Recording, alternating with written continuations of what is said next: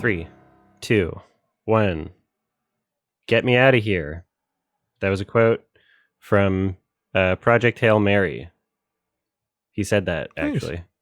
Yeah, I guess. I'm Adam from Your Movie Sucks. This is Sardonicast. I'm Alex from HE, and I put the not in astronaut. Oh, furries might like that one, too. Yeah? What? Explain. No comment. No, I'm not going to explain it. Jake, go for Okay, it. that's for the I'll best. take your word for it. Oh, my God. You don't know either. I'm Jake. I'm from Man Carrying Thing and Woman Carrying Man. And did that just happened? I like the did that just happened. I know. I fucked it up. No, you improved it. You sound like one of my Argentinian editors. Did that just happened?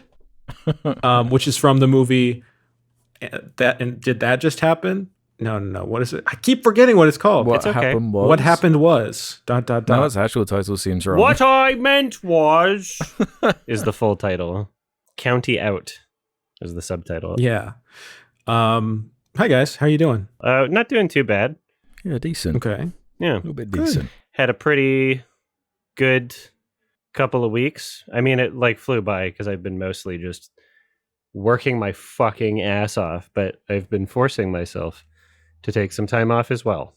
So I've been having some nice, relaxing weekends. Oh, good. Nice. Very nice. So very hectic and then very nice. What about you, Alex? Yeah, I guess I had my birthday. Oh, shit. Happy birthday. When was your birthday? It was on the Oscars and we forgot to wish him a fucking birthday. He told us this before. God damn What? it. It was Forgot on to your wish him a Oscar? happy birthday on the Oscars. Yeah, but it was only like for an hour of that stream. It was Okay. like I'd already had my Still full though. day. Like, God damn yeah, it. what? I don't know. I'm not one of those people that cares about my birthday at all. Same. You know? Like, what, 32? I also don't care Whatever. about your birthday. It's just another one. Okay. Well, you literally sound like the woman in Did That Just Happen? Did that just Yeah. happen? Did my birthday just happen? Okay, well, happy birthday, Alex. Yeah. Thanks. To the ground. I'm an Yeah. adult. How does it feel to be 32? The same. The same. You're not like Caden Catard in the last 10 minutes of Synecdoche, New York? Not yet. I'm getting there. I'm getting Hopefully, there. yeah. Yeah. I'm the only person still in their 20s in the podcast. I know, isn't that crazy? Yeah. the one with the wife and child. True. That is funny. Well-adjusted, reads books. I would say I don't represent the 2020s people. No, in- you're a in the Zoomer, world. right? Technically. Yeah. Technically, yeah. Just on the cusp. I mean, what would it be other than technically? Spiritually Gen X, physically boomer. Okay. Physically boomer. I like that. Yeah. Okay. Yeah. That can be Yeah. someone's like new Reddit username. Someone take it quick. Okay, don't give people ideas about Reddit usernames. Why not? They don't need that. The Oscars went by, and it was pretty good, actually. It was kind of uneventful. But okay, yes, but It was kind of boring. I mean, Oscar's sure. so boring. Oscar's so boring. When Conan made skits and jokes, they was good. landed. They were good. They Yeah. were funny. They He's were a good good. host. Yeah. Like, this is only my second one I've seen, and he hosted both of those, but he seems to be good. It seems to be better than what it used to be from like your videos and stuff, Adam. Like I've never Alex, actually watched it, so You have Mhm. no idea how painful the Oscars were with Jimmy Kimmel hosting or Okay. Ellen DeGeneres. Okay, but Adam, for your purposes, for the Adam watches, videos that you Yeah. do, like, isn't it much better to have a cringy Jimmy Kimmel host? it's easier to make fun of that way. Well, Yeah. part of me was wishing that F1 won Best Picture for sure. Yeah. Right, of course. People do pay to see me suffer. That is true. But I've gone through a lot. And so if we just have a couple years in a row where things are chill, I think it's fine to offset some of the other shit. Okay. You Who know? would be the worst possible host for next year? Jimmy Kimmel. No. What do you mean? That would be the worst possible host. That literally would be. No, I'm thinking I think Gadsby got to get Who? Isn't it Hannah Gadsby? The Great Gatsby? Yeah, Hannah Gadsby, Nanette. We got to get Nanette. I have no You idea. don't know what you're who Hannah talking- I Gadsby have no is? idea what you're talking about. yeah, I don't God, she know. fell off. What happened? Hannah Gadsby. Well, I'm not a Zoomer, so. Okay. Oh, they're Australian. Sorry, they fell off. My bad. Okay. There's lots of worse hosts than Jimmy Kimmel, to be perfectly fair. No, but it would be the worst one because you would assume they've learned from it. They did it. They did a gag this year to pretend like he was going to be host again, and that was supposed that was comedy because it was seen as so ridiculous because no one would ever believe that they would do that because he sucked so bad. Wait, has he never hosted it? I thought he's hosted it before. Or was that Jimmy Exactly. Fallon? Like, I can't keep up with the Jimmys. No, Jimmy Kimmel hosted the Oscars fucking 4 years in a row or some shit. It was the worst. Yeah, Oh. Fallon never hosted, actually. Hey, let's bring Fallon in. Sure. Let's bring Letterman back. Let's bring Anne Hathaway and James Franco Oh my back. God. Okay, everybody, we need to pick our top ideal, like I would watch the Oscars for sure and it would be great host. Okay, my pick, Doug Walker. Oh, Tell me you wouldn't watch Actually, that. that would legit be That'd so be good, but I'd prefer Angry Joe, I think. No. Yeah. No. Angry Another Joe would be a good combo. Angry Joe would get old real quick. I don't think I would be like bored by him talk. I don't think I would be bored by Doug Walker voice the entire Oscars. Like maybe we'd have to see. yeah. Yeah, I don't know about that. And the one, Chief. next award is Maybe it was so man the only plays people. They did tease Mr. Beast hosting for life. I Um, hope that never happens. I saw Mr. Beast shared it as kind of like hell yeah, and it's like I don't think they're. I think they're making fun of you. Yeah, I think that's That joke. another Jimmy Kimmel type. like, wouldn't it be ridiculous? But I love that bit. I mean, there's kind of like this existential dread in the Oscars. Like, they kind of make reference to it with Conan's skits where it's like, his, the verticals, turning movies vertical, that sort of thing. They kind of did a similar bit previous Oscars. And also moving to YouTube, So it's like they're kind of waiting. They're dreading the turn to YouTube. And it's going to be so funny when it happens because a lot of these actors, a lot of these executives, all these people, they have a certain sense of prestige and feeling about themselves of being superior, and then they're gonna just be part of the mush, part of the And they gotta get over the it, mob. Yeah.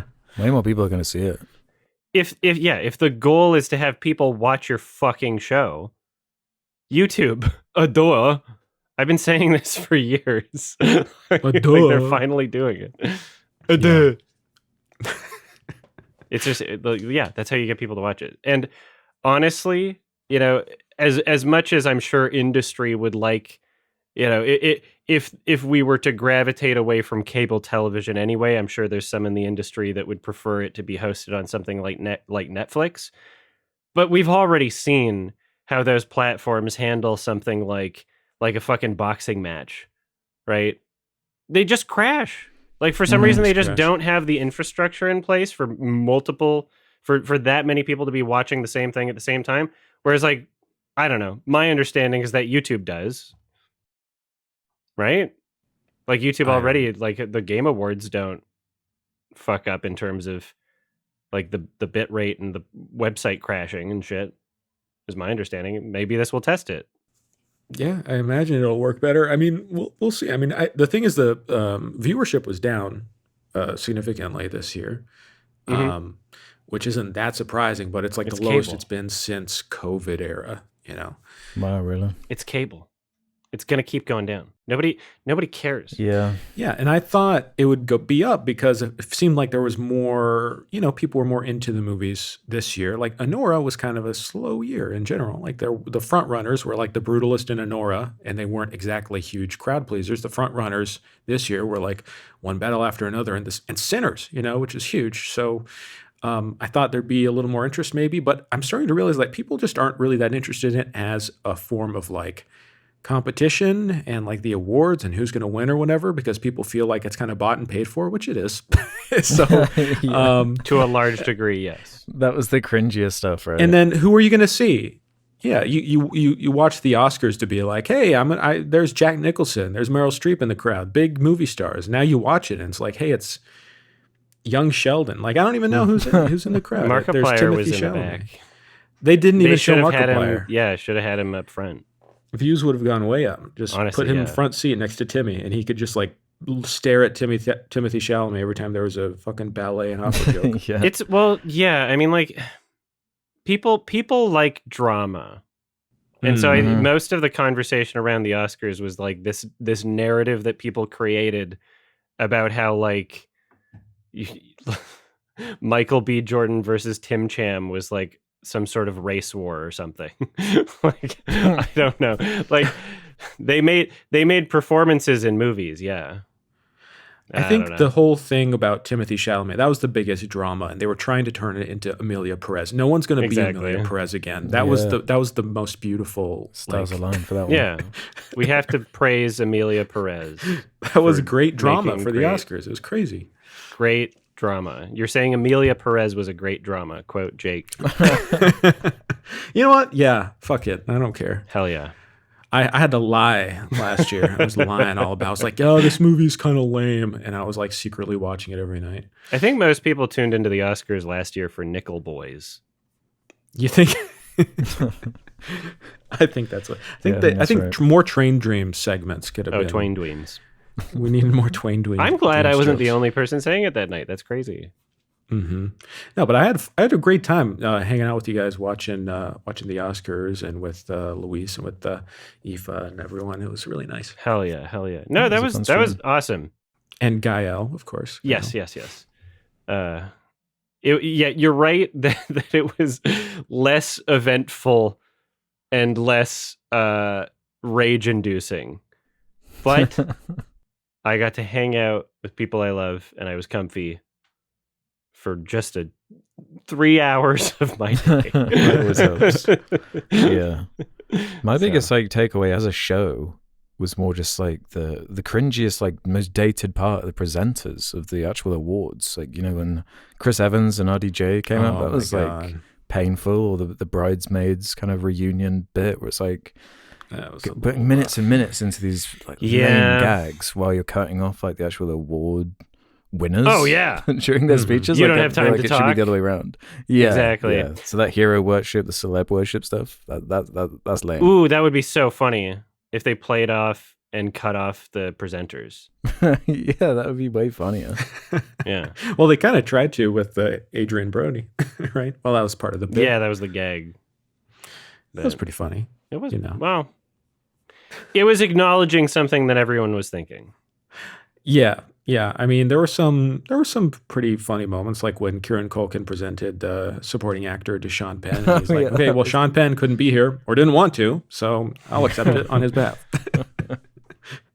Like, oh, maybe does he not like Sean Penn? And Sean Penn was in Ukraine. Oh, Did you know that? just hanging out? Was he actually? He was hanging out That's with what I heard. Zelensky. Yeah. Hmm. I believe they presented him a fake Oscar made from like bombed Ah, railway ties or something. I don't know, but it was kind of like a thing where it's like, hey, I'm with the real people, you know, Mhm. which, you know, go for it. Do your thing, Sean Penn. I mean, he's already got a crazy. couple.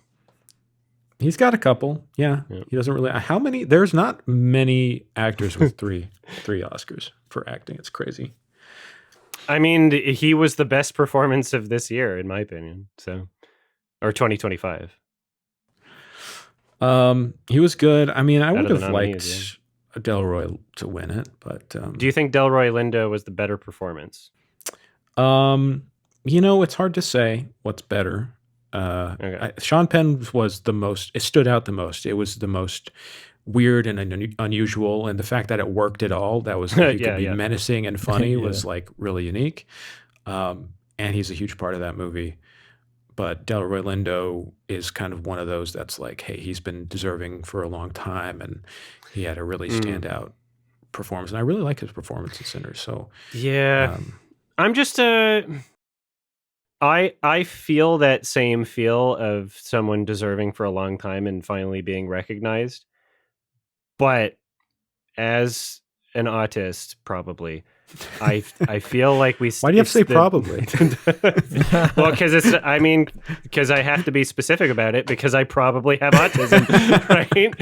Because I can't leave out that fucking detail. Everything has to have like context, and the context is that I don't have an official diagnosis because if I did, it would cost $3,000 as an adult and potentially make immigrating to other countries more difficult if I wanted to in the future. So why would I fucking do that when other medical professionals are saying that I likely have autism? So I'll say that exact same thing. But as a person of that description, yes, I feel like the best performance should be awarded above all. So even in a year where you feel like someone like, oh man, like they've deserved it for so long, I don't feel like that should trump the wasn't the best performance of the year question.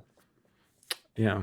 Even though that's not how the Academy thinks either. So who knows how the Academy thinks? I mean, no one knows. A bunch of neurotypicals in the Academy. But neurotypicals, they all want Twain Dreams to lose because they're all neurotypical. Exactly. Exactly. Yeah, no, I mean it was fine. You know, one battle won the big awards, and Oba and Michael B. Jordan got his award, which you know he's a great actor, but I personally think Timothée Chalamet's performance was kind of like once in a lifetime. Like, you can't recreate that, like Al Pacino in his peak. You know, like it's going to be one of those snubs. I don't doubt that Tim Cham's gonna have I think he'll still have Oscar-worthy performances in the future for sure. They got to humble him. Well, I mean, that was the narrative. It was like, we're going to humble you. You can't say out loud that you're wanting the Oscar. No, you fucking little kid. He's got time. Little white child. He's got time. And they just dropped like the Dune trailer. Like he's good. He's going to be all right. No, yeah. But he'll be fine. It's to me, it's not even necessarily that like Tim Cham was the best. It's that Michael B. Jordan was probably the worst out of all the nominees for that category. No, he wasn't. I'm not saying he was bad at all. Yeah. In fact, he was great. But out of all of the nominees, I don't think he was as good. For that category? I probably agree. Like, I thought Ethan Hawke was actually incredible. Yeah. Ethan Hawke was I thought he was fantastic. awesome. He was so good. So, yeah, I kind of agree. Okay. But Michael B. Jordan played two people. I mean, you know what I would have loved, though? Yeah. Is for him to be nominated for lead and supporting. That could have been funny. Yeah, I mean, because he's playing two characters. Exactly. So that would work, actually. I wonder, right? Leo winning would have been very funny. You know, Leo, honestly, he maybe was one of the best. He was incredibly good in that movie, and I think it's underrated simply because it was a funny role. And also, he'd had no campaign for the Oscars. He didn't care. Right. He wasn't out there being like, I need the Oscar like everybody else. Like, he was just kind of like quietly like, well, looks like I'm in another Best Picture winner this year. Was there a single surprising win? There was the tie at one point. That was like the most surprising thing, really. Yeah. From memory. I can't think of anything that was a real upset. I know it was all. That's the thing. It was boring. It was predictable. It was just like, okay, all the ones that you'd think would win. I don't know. Like, that's why I was hoping for F1. I mean, that would have been funny.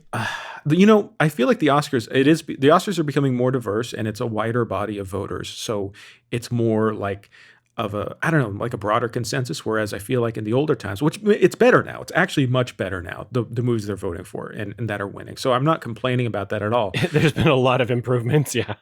But I do miss the times when a Green Book would fly through and you'd just be kind of like, what? That's not impossible still. No, we're not. I don't think we're past the Green Book. Are we? No.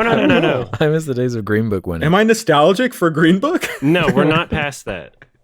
Okay. It could happen when you least expect it. Don't get me excited. Okay. There's a bit of horror love, you know? It's just, most years it's going to go how you expect, because otherwise that statistically there would be no such thing as an expectation if it's not what usually happened. That's true. Does that That's make fair. sense? That's fair. We should Right? make our own Oscars and just give it to, just random bullshit, honestly. Oh, just like a generator of random movies? No, just like, I think Pillion, Best Picture Pillion, right? Yeah. I wonder if that's considered for 2025 or 2026. Either way, it's getting snubbed. Yeah, no one is watching Pillion or voting for it, and nobody who's in the Academy is going to be watching it, sadly. Mm-hmm. But it's a great fucking movie. Great. Oh, movie. hell yeah. Yeah, I agree. Gosh, okay. Here's a question for you guys. PTA and Ryan Coogler are at like the top of the industry at the moment. They have like tons of leverage. What do they do with their blank check right now? What do they do? Well, supposedly PTA might be working with Denzel Washington soon. Well, that's what I call a win for humanity, right? Yeah.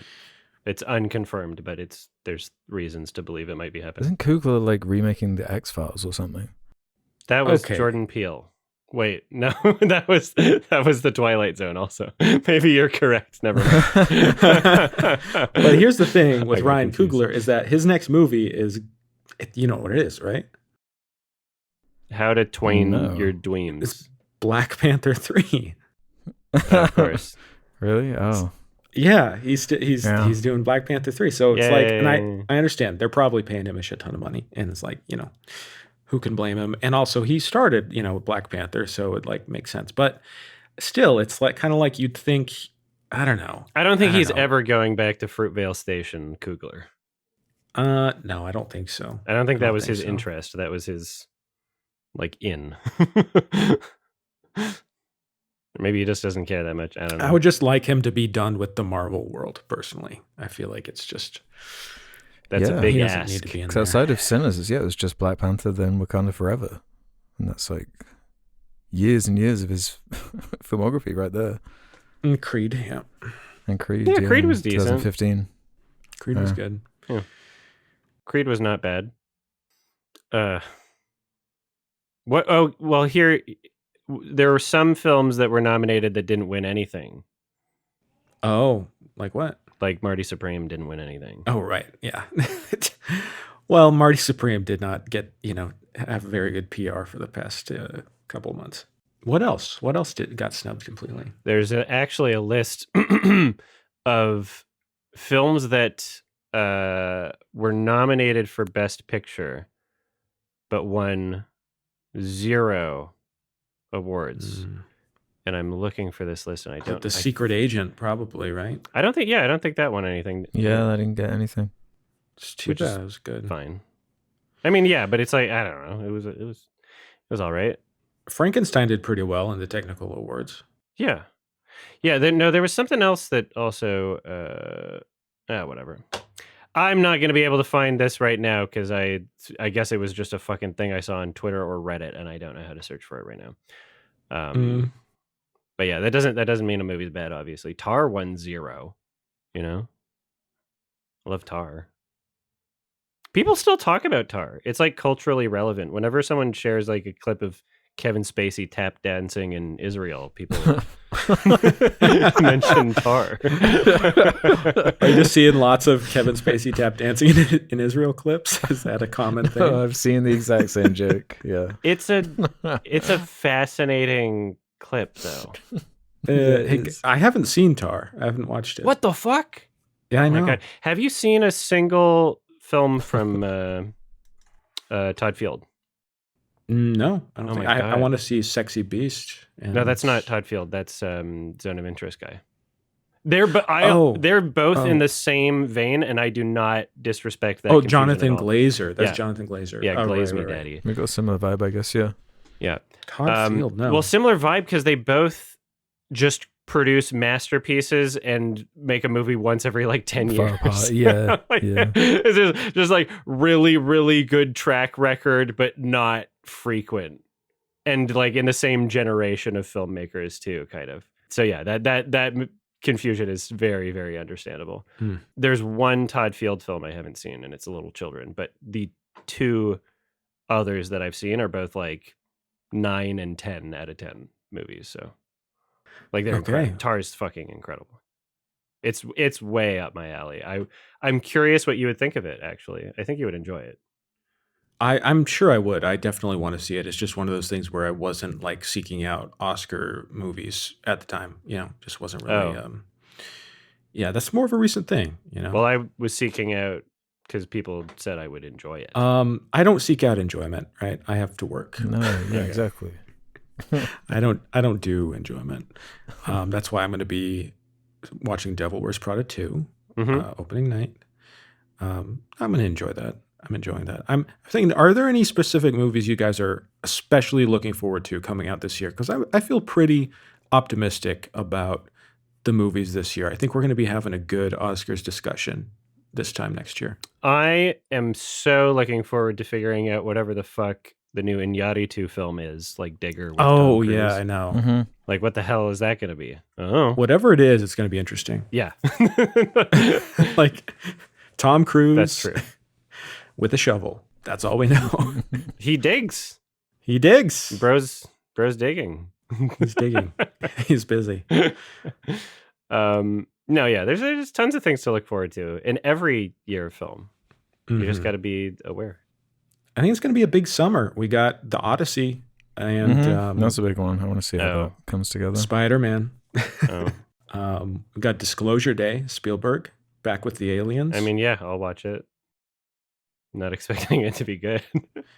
We got The Mandalorian and Grogu, right? The Glup Shitto movie, yeah. I'm not going to watch that one. But Martin Scorsese is in it. Adam, you have to. Well, yeah, don't you love you have to- Scorsese? Yeah, sure. Yeah. Narnia, apparently, that's a movie. Oh, yeah. Oh, there's a movie coming out real soon. The new Christopher Borgli. The drama. Yeah. I'm going to see that next week. Hell yeah. Yeah. I should look for showtimes. Also, new Boots Riley. I Love Boosters. Oh, yeah. Yep. That's going to premiere at South. I think it just did premiere at South by, actually. And it'll get a wider release in May. We've kind of had this conversation already. I think we were asked what kind of things we were looking forward to in 2025. Here's the thing I'm most looking forward to as a feature film. Just scrolling through my shit. The History of Concrete, the new John Wilson. Both of you have to watch. Yeah. His show. I've seen some episodes. Alex, I think you haven't seen it. It's a masterpiece. It's fucking incredible. How to with John Wilson. It's very good. Yeah. It's incredible. Like it's 10 out of 10. Yeah, okay. I think the reason I'm feeling optimistic though about movies is because I just saw a very optimistic film. And it's doing very well at the box office, and it's just based on a book, and it's like not a huge franchise IP movie. So that makes me hopeful for movies, right? Even though it is an Amazon film, and their output has not ever been good. Oh yeah, I forgot it was an Amazon film. Mercy, Amazon, MGM. Yeah, MGM is Amazon now. And that movie was War of the Worlds, starring Ice Cube. Yes. And Mercy. Mercy, yeah. Was that based off of a book? Mercy. Mercy was based off of a very short book, like a pamphlet. Yeah, so do you guys want to talk Project Hail Mary? I mean, yeah, probably should. Oh, yeah. I saw it. I liked it. Did you guys like it? Sure. Okay. Yeah, I liked it. Yeah, I'm kind of shocked it's kind of connecting and is doing as well as it is, because I don't know, to me, from the trailers and whatnot, I thought this kind of had a bit of a bomb like written all over it. Really? Huh. Yeah. Oh, really? I don't know why, but yeah, with it being a bit riskier, with it being based on it's not like a big IP. It's a pretty famous book, but yeah, people really like the author. That's, I think, part of why I thought it would do well is simply because like you guys are underestimating how big the book is. Like it is. I am not. It is so Don't lump me in with Alex. I did not underestimate how big the book like is. that. Like any time on any, like it's just huge. Everyone talks about Project Hail Mary, and The Martian was a huge hit. In like 2016 or something. It's very much the Martian formula, right? Like a dude stuck in an environment trying to figure something out. Exactly. And that side of it's fun to me. Like the space nature of it. It felt so different narratively to me, though. Because The Martian, one of my biggest reasons why I didn't connect with that movie much, and there's a bunch, but pacing-wise, The Martian was literally just problem solution contained in like 5, maybe sometimes even shorter, like 2 to 20-minute long segments that could be rearranged the entire movie. And it felt like there was not much of a through line aside from just like, well, I got to get out of here eventually. Like every single fucking scene was just problem solution, problem solution. And it was just immediately resolved. There was nothing that like carried through. Whereas this felt like, oh, okay, this is like a narrative that's happening. This is like a journey. There are things that are changing throughout the story.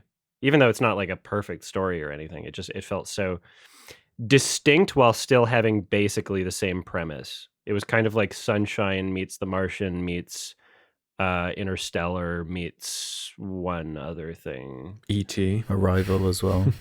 Yeah, a little bit of Arrival. Yeah. It's like a happy, peppy Arrival. Oh, there was a bit of Moon in there. Mm-hmm. Duncan Jones, Sam Rockwell. Isolated on a space station. With Yeah. a little buddy. With a little dude, little rock dude. Yeah. With Kevin Spacey. I was also interested from the perspective of it being Phil Lord and Christopher Miller's first movie since the Solo disaster. True. So yeah, it's been a long time since they released anything. I just want to see what their chops were like, and I don't know. I think it's decently well directed, but as a whole, it was just certain little elements that were holding it back for me. Mm-hmm. Big one being that pace. It did feel quite long to me, like 2.5 hours long. I hear it's like pretty accurate to that book and is adapting it like faithfully, but there was something about that tone that wasn't really. It's pretty sappy. It's pretty like saccharine, especially with how it's like using its music and the emotions it's playing with, and the kind of almost like the buddy kind of situation it gets into. Mm-hmm. And I'm normally like a mark, especially for like their style of writing with the like more sentimental stuff, but it's not that I disliked it or was annoyed by it. It's just like the comedy wasn't really speaking to my sensibilities, and neither was the entire framing of it particularly. Mm-hmm. I don't know. I just it's one of those awkward situations for me where I like it, but I don't really have that much passion either way. So it's more of a just kind of, yep, I enjoyed my time with it. Didn't really have the deepest experience or that kind of like hopium pill that like Superman last year gave me. I feel like it's going for a kind of a tone somewhat like that, like hopeful and optimistic. And it definitely is, but just didn't fully speak to me when the credits rolled, you know. Why are you ruining our Project Hail Mary discussion, Alex? I know, man. Yeah, sounds good. No, I feel the same. Different things jump out to me, and there's different reasons. I agree that like the sappiness is definitely present, and there are, I would say, moments within almost every scene where what they're going for tone wise hits for me, and I feel the same thing that I think other people feel. But there is this overwhelming like it's very it's constantly on the line in between like sincere and insincere sappiness, where sometimes it like literally just like veers over a tiny bit. I'm like or in the other direction I'm like okay, but it's riding that line that entire time with the cutesy little alien buddy. And the music cues especially. What I noticed about the music, it was kind of unfortunate actually. It was pretty fucking obvious that this is a case of temp music and then get the composer to play along to the temp music but change it just enough so that it's not copyright infringement. And it's like, okay. You know, like it was frustrating for me. What were you noticing that it was matching to? Because this was what Daniel Pemberton, who did the Spider-Verse scores, which are awesome. Well, the name of the composer doesn't matter when it comes to temp music because it's all about what the producers or director or whoever tells them to replicate. they'll usually just have like an edit that they take existing tracks. Like this is like a rampant issue throughout the industry right now. No, I just mean like when in the movie. When in the movie, one of the first scenes where let's see if I wrote down specifically in my notes what the scene was, but it was within the first like 20 minutes, and there's this kind of like really rhythmic like but like you can hear this kind of like overtone of something a bit more higher pitched, so it's not like a jungle percussion, it's more of like a it's jungle was not the right word, but it's there's something mildly electronic to it while still not sounding like digital and fake, almost kind of like an barely industrial but not quite.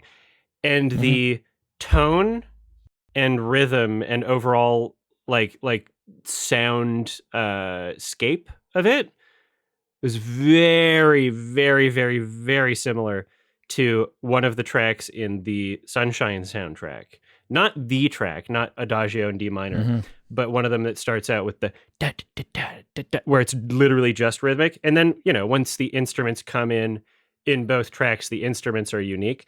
But it was definitely like you definitely had that there in the editing. And there were definitely a couple tracks near the end that I wish I could have pinpointed exactly what other things it was reminding me of, but sounded very, very, very familiar and was just kind of like that drum fill near the end before. See, one of these things, the song's in my head, but I don't even know what to call it. It might have been in like it's used in so many trailers.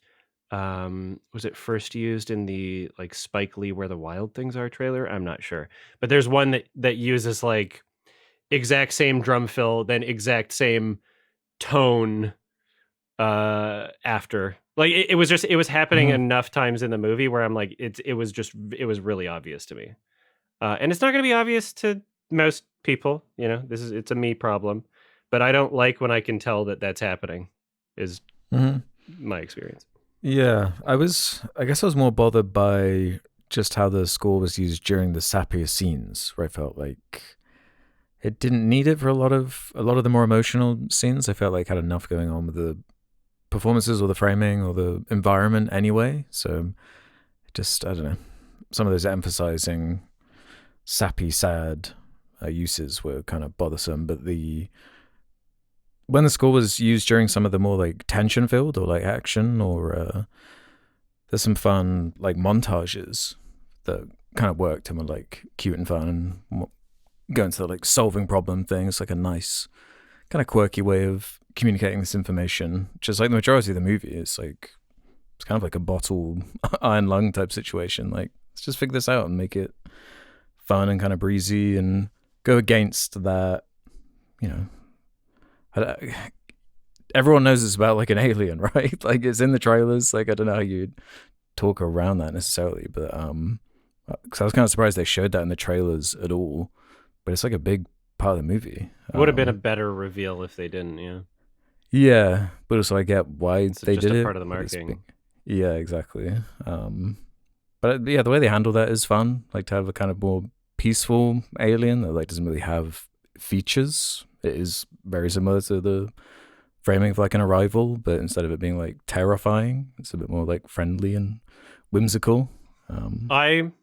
I wish that they were a bit more reserved when it came to the decisions for how cute the sounds of the alien were going to be, because it really seemed like that was the goal, is just make the cute kind of like R2D2 Wall-E, like almost it's not a robot, but like in the same vein of like it's very geared towards the human let's say BBS sort of like what we find cute. I see where this is going. Okay. No, it's but you can't deny that that's what it is though, right? I'm not saying it's bad. He's adorable. He's cute. He's adorable. Yes. He's a little baby. Yes. I want to take care of him. A baby and cute. A dog. Yes. He doesn't know how to hug. He just puts his head up and smashes his head against you. I like that he's actually intelligent though too. What is the line that he says? He says, "Fist me, daddy." No. Okay, No. what was it? It's fist my bump. That's it. Fist my bump. There you go. Yeah. That's right. Yeah. Thank you. It's adorable. It's cute. Okay, guys. I'm so sorry that you both have no hearts and you have no feeling and you have no souls. Okay, this movie is beautiful. All right, it's a cute little rock alien. All right, and they become friends, and he's a puppet. It's just like everything feels so real and tactile, and he's hanging out with the puppet, and they have a beautiful friendship, and it's like E.T. And they play on the references, I think, in a tasteful way. They don't overdo the references and the homages, and it feels like it does its own thing somewhat. No, it's not a perfect movie, and it has like 3 endings that go on, but I thought it worked really well. Ryan Gosling sometimes verged on a little bit too much of like the humor and just kind of like not taking it seriously in the first half, but he ends up giving a pretty good performance, and it's pretty emotional, and it's a cute little alien. He's adorable. What's wrong with you people? He is cute. Okay, I'll give you that. Look, I mean, I'm not disagreeing with you here. I'm just saying it's not my type of like 10 out of 10 experience. No.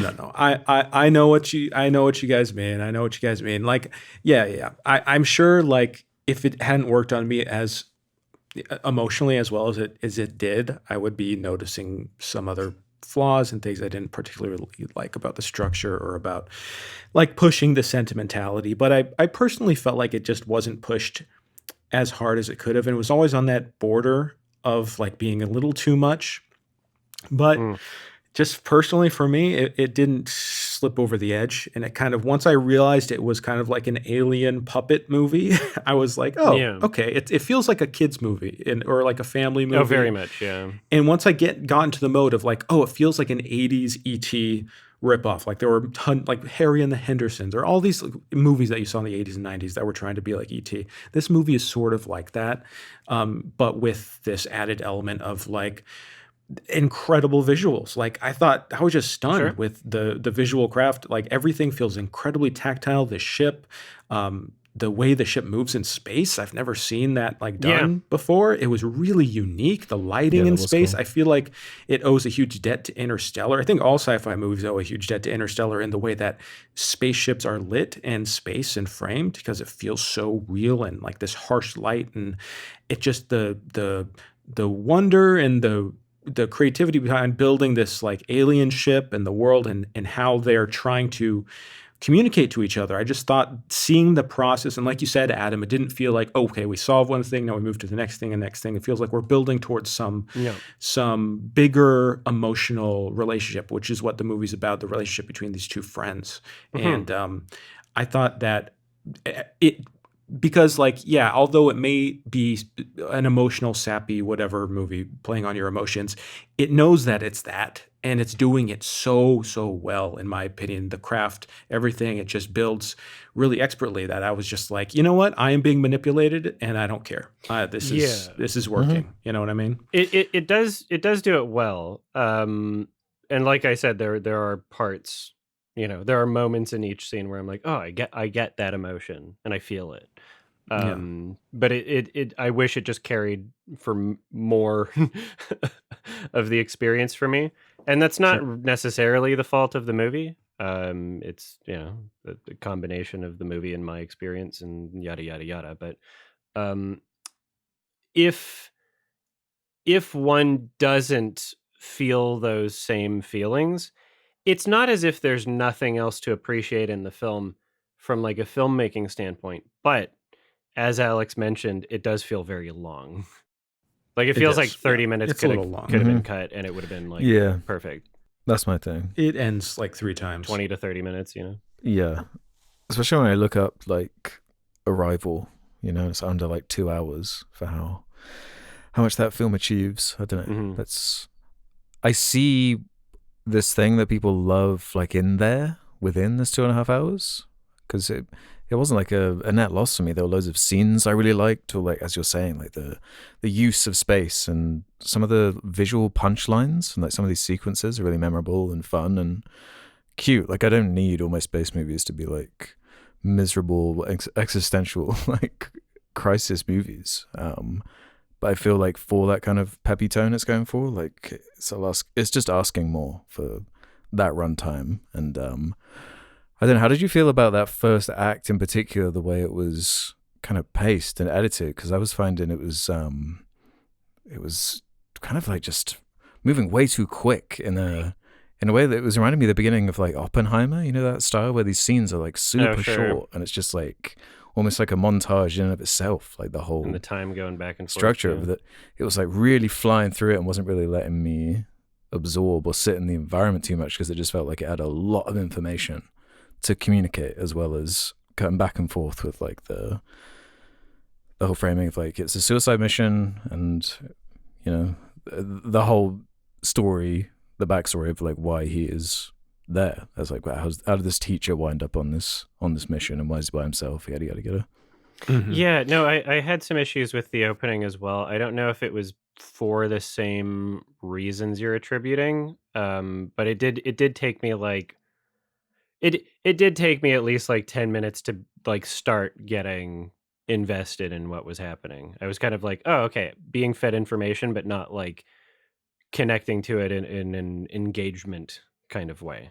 But it grew over time, and it was compelling. It definitely gets better as it goes along. Yeah, especially once Rocky and that whole element comes into play.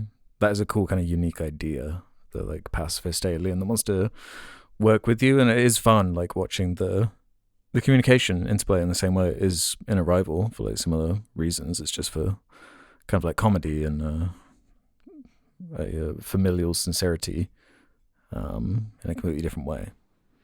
Yeah, I mean, I didn't have the kind of issues with the opening as much. I do think the pace was, it moved along at a pretty good pace. I didn't mind that, and I think that switching between the past and present, helped. One thing that I actually admired about the movie was that I was going to say Chris Pratt, Ryan Reynolds. I mean, it could have been easily. Wait, did you say Ryan Reynolds?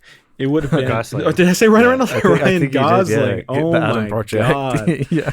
The movie could have been much worse. If we look at it, could have been a Chris Pratt movie. It could have been a Ryan Reynolds movie, and we got Ryan Gosling, which I think is definitely the lesser of evil in this case. And I don't even think that like his comedic moments were conflicting in tone for me. Like, sure, there's a part of my brain that hears the high-pitched scream sort of thing and associates it with like a Will Ferrell movie or whatever. But at the same time, like, I don't know, maybe there's just a part of me that's just really happy that Ryan Gosling didn't get typecast into this like stoic drive, only God forgives, winding refn character. Yeah. And so when I do see him in comedic roles, and when I do see him go for it in this like, I'm going to scream like a child here, there's something about it that makes me happy, because he pulls it off just as well as anybody else that would be doing that type of role. And he adds more to it in the dramatic moments that, parts where Chris Pratt would not be able to. So no, absolutely. I think he works really well in this mode, because it's not just like, he's not just doing like a Ryan Reynolds thing where he's just kind of like, taking the piss out of every moment. Mm-hmm. He is kind of making himself the butt of the joke. He's being the doofus, the idiot. Mm-hmm. And then he can also bring in that emotional range when it's really needed. So, I can't picture any of these other big stars doing it quite as well in this mode with this type of comedic timing as Ryan Gosling does in this. It could have been much worse. I like that there are moments in the performance that are clearly also, from the direction, or helped and guided by the direction, that give off a sense of it not taking itself way too seriously. So when he looks in the camera he's recording and he just nonchalantly says, "So, I met an alien." Just the way he says it, I'm like, that's perfect. It feels like, Lord and Miller injection. It feels like the directors, that sense of self-awareness that they bring to a lot of their projects. And just the way it was performed small moment, but it says a lot, and it helps with the more silly aspects of the film to know that it's aware of itself in that way. Sure. Absolutely. Yeah. And yeah, I think that holding off on certain information, especially about Ryan Gosling's character, who is basically a blank slate, we really just know nothing about him except for very few things. And holding off the information of why he is on this mission or how he got on this mission is really important to like the character arc. And it actually had really kind of surprised me. It felt like an interesting moment in the movie when I was like, oh shit, that's what happened. I don't know. How did you guys feel about that? Oh, the order of information being revealed? Yeah, yeah. I mean, I wasn't like having an oh shit moment or anything. So I was kind of ambivalent about whether or not it was revealed early or late. I was soy facing at the screen and pointing. Oh, cool. Going, oh. Did you like turn backwards to face the crowd and point backwards to show the soy face like you're doing a thumbnail? And then I said it's epic bacon, and then everyone got up and did Gangnam Style. Nice. Yeah. That's cool. Sounds like a good crowd. I have an interesting life. You guys don't even know. Don't even know.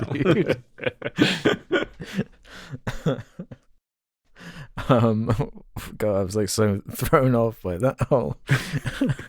No, with the whole like the flashback stuff, I liked how they utilized that Sandra Hüller character. Yeah. I like seeing her. She had like a pretty decent characterization with like how little she's really in the movie. I like that kind of stuff, and yeah, I'm just in a weird place because I agree there are moments. I was never like finding the humor cringeworthy. It just wasn't really speaking to me in a. I don't know. I'm non-American. I'm more used.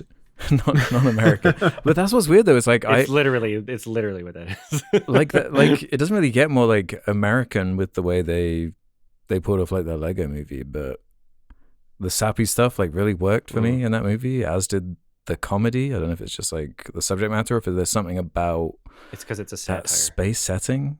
Yeah, maybe the satire element. Like this is based on like a book and everything. It is kind of still serious at the end of the day, but. It's not full-on comedy. It's more of like trying to find that balance. Maybe it's the more serious side of it that didn't work as well for me. That isn't really as much of a concern in their other movies. Yeah, I see what you're getting at, Alex, because I do feel like it's a new level or area or territory that the Phil Lord and Christopher Miller are in, where it's like this hope core sincerity. Yeah. Where way they more haven't really. earnest. Yeah, this kind of like sincere, like we're trying to say something. We're trying to do something sincere and earnest here. And I could totally, I don't, usually that would bounce off me. I feel like movies like Everything Everywhere All at Once. I feel like that's a movie that bounces off of me, you know, like Sure. I don't connect with it as much. So Another sentimental kind of sappy movie too, but that really works for me in that film. Right.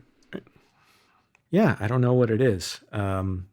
It just, I don't know, maybe because it's just like about a little baby rock. I don't know. Like, and that parental, instinct kicks in. Like, there's just so many moments that feel like really special because of the fact that it's like, it feels tactile and real. Like he's interacting with a real thing on set, like a puppet, and like, everything just feels present in a way you don't feel in the vast majority of modern sci-fi movies.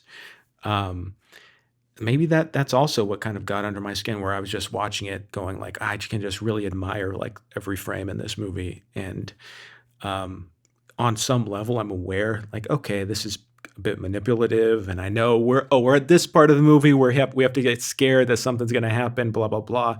But it just kind of got under my skin and surprised me, nevertheless. And then it ended, and then it ended, and then it ended, and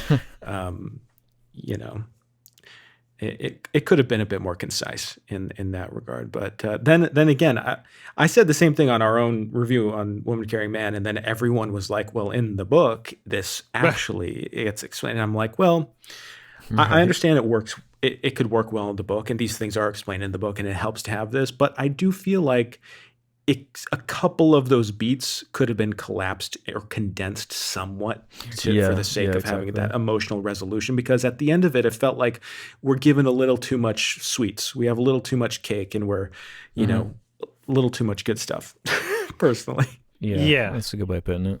I also just, the concept of adapting something into another medium is for it to be serviceable in that medium, unless you're literally marketing it as a supplemental piece to the book or something, right? No, yeah. If it's not in the movie, then it's not in the movie. Exactly. Like, you can't say, well, and explain it in the book. If you read the project manual, I just want to point out there's another problem.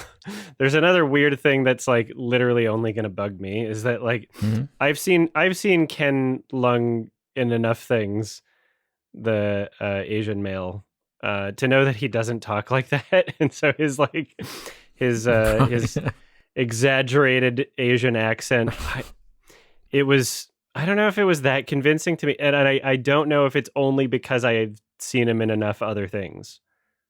There were moments during the movie where I was like, this is kind of odd. Like almost as if it was like just a white person doing it, Like it just felt no comment. I guess, it didn't really stand out to me. I'm going to leave you there with that. Sure. I'm just speaking my thoughts.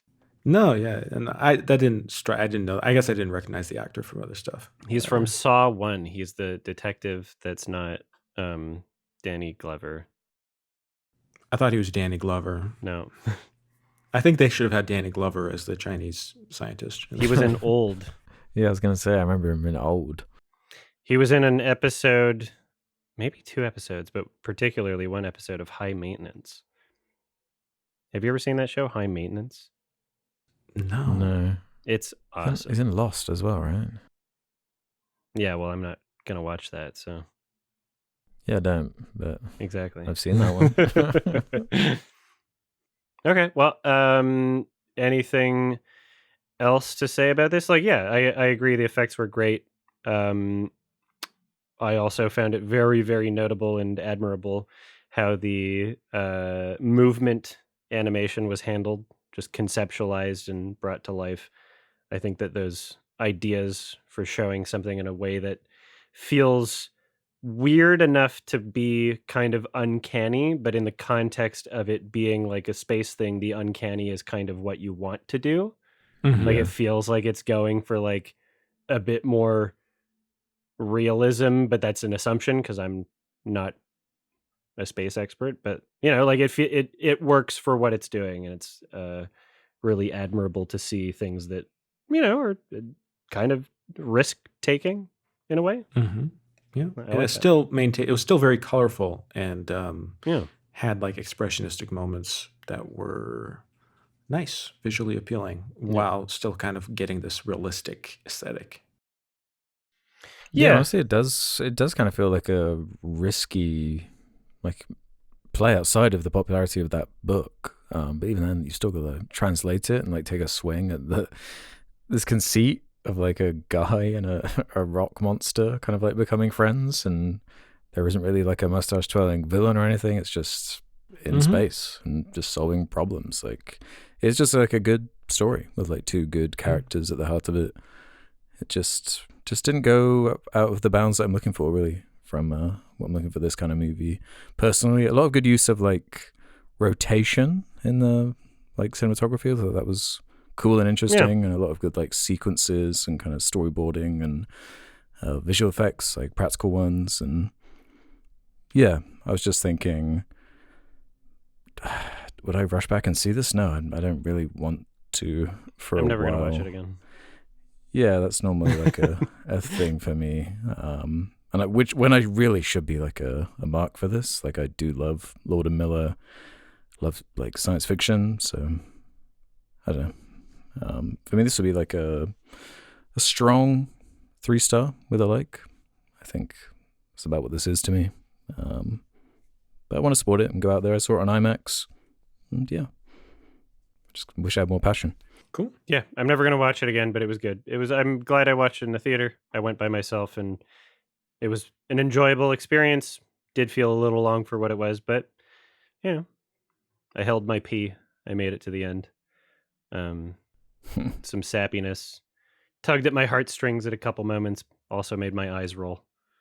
But overall, I mean, I would say undebatably, this is like this. I don't say this often, but this is we're sounding the alarm because this film is a normie masterpiece, and that doesn't mean it's bad. It's good. It's a good movie, but it is like undebatably a normie masterpiece. It's top 250, number 87 right now. Oh, that's insane. That's egregious. But I'm glad we have a siren now for a normie masterpiece. Yep. Shout out I Frankie agree. McDonald.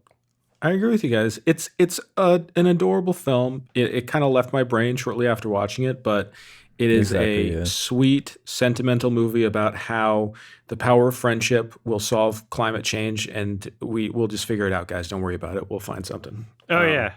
We don't have to do any big changes, or we'll just like send a guy. Yeah, a teacher will save the day. Also, let's not fund teachers. I think, you know what? Let's let people have hopeful moment and be happy, and have the power of friendship be strong and all that. It was very sweet. 8 out of 10. Normie masterpiece. Yeah, I give it a 6. Some optimism right now. I don't know if I said my rating. 6 out of 10. Cool. Great. Hell yeah. It's a certified normie masterpiece. Certified normie masterpiece. We all agree got it's stickers. a normie masterpiece, right? We got stickers, don't we? Yeah. I literally, so ymsmerch.com, we got some stickers. I literally was using like a strip of the stickers as like a bookmark for my notes. And for the first time I was like, okay, yeah, I'm placing the sticker on the page. Like, this is undebatable here. I think it's nice. People can buy those stickers and then slap them on their friends' faces. It's cool. Well, consensually, that would be assault otherwise. You know what? I think they should do it non-consensually too. Okay. Yeah. There's a clip. You're getting the spiciest quotes don't this assault episode. people.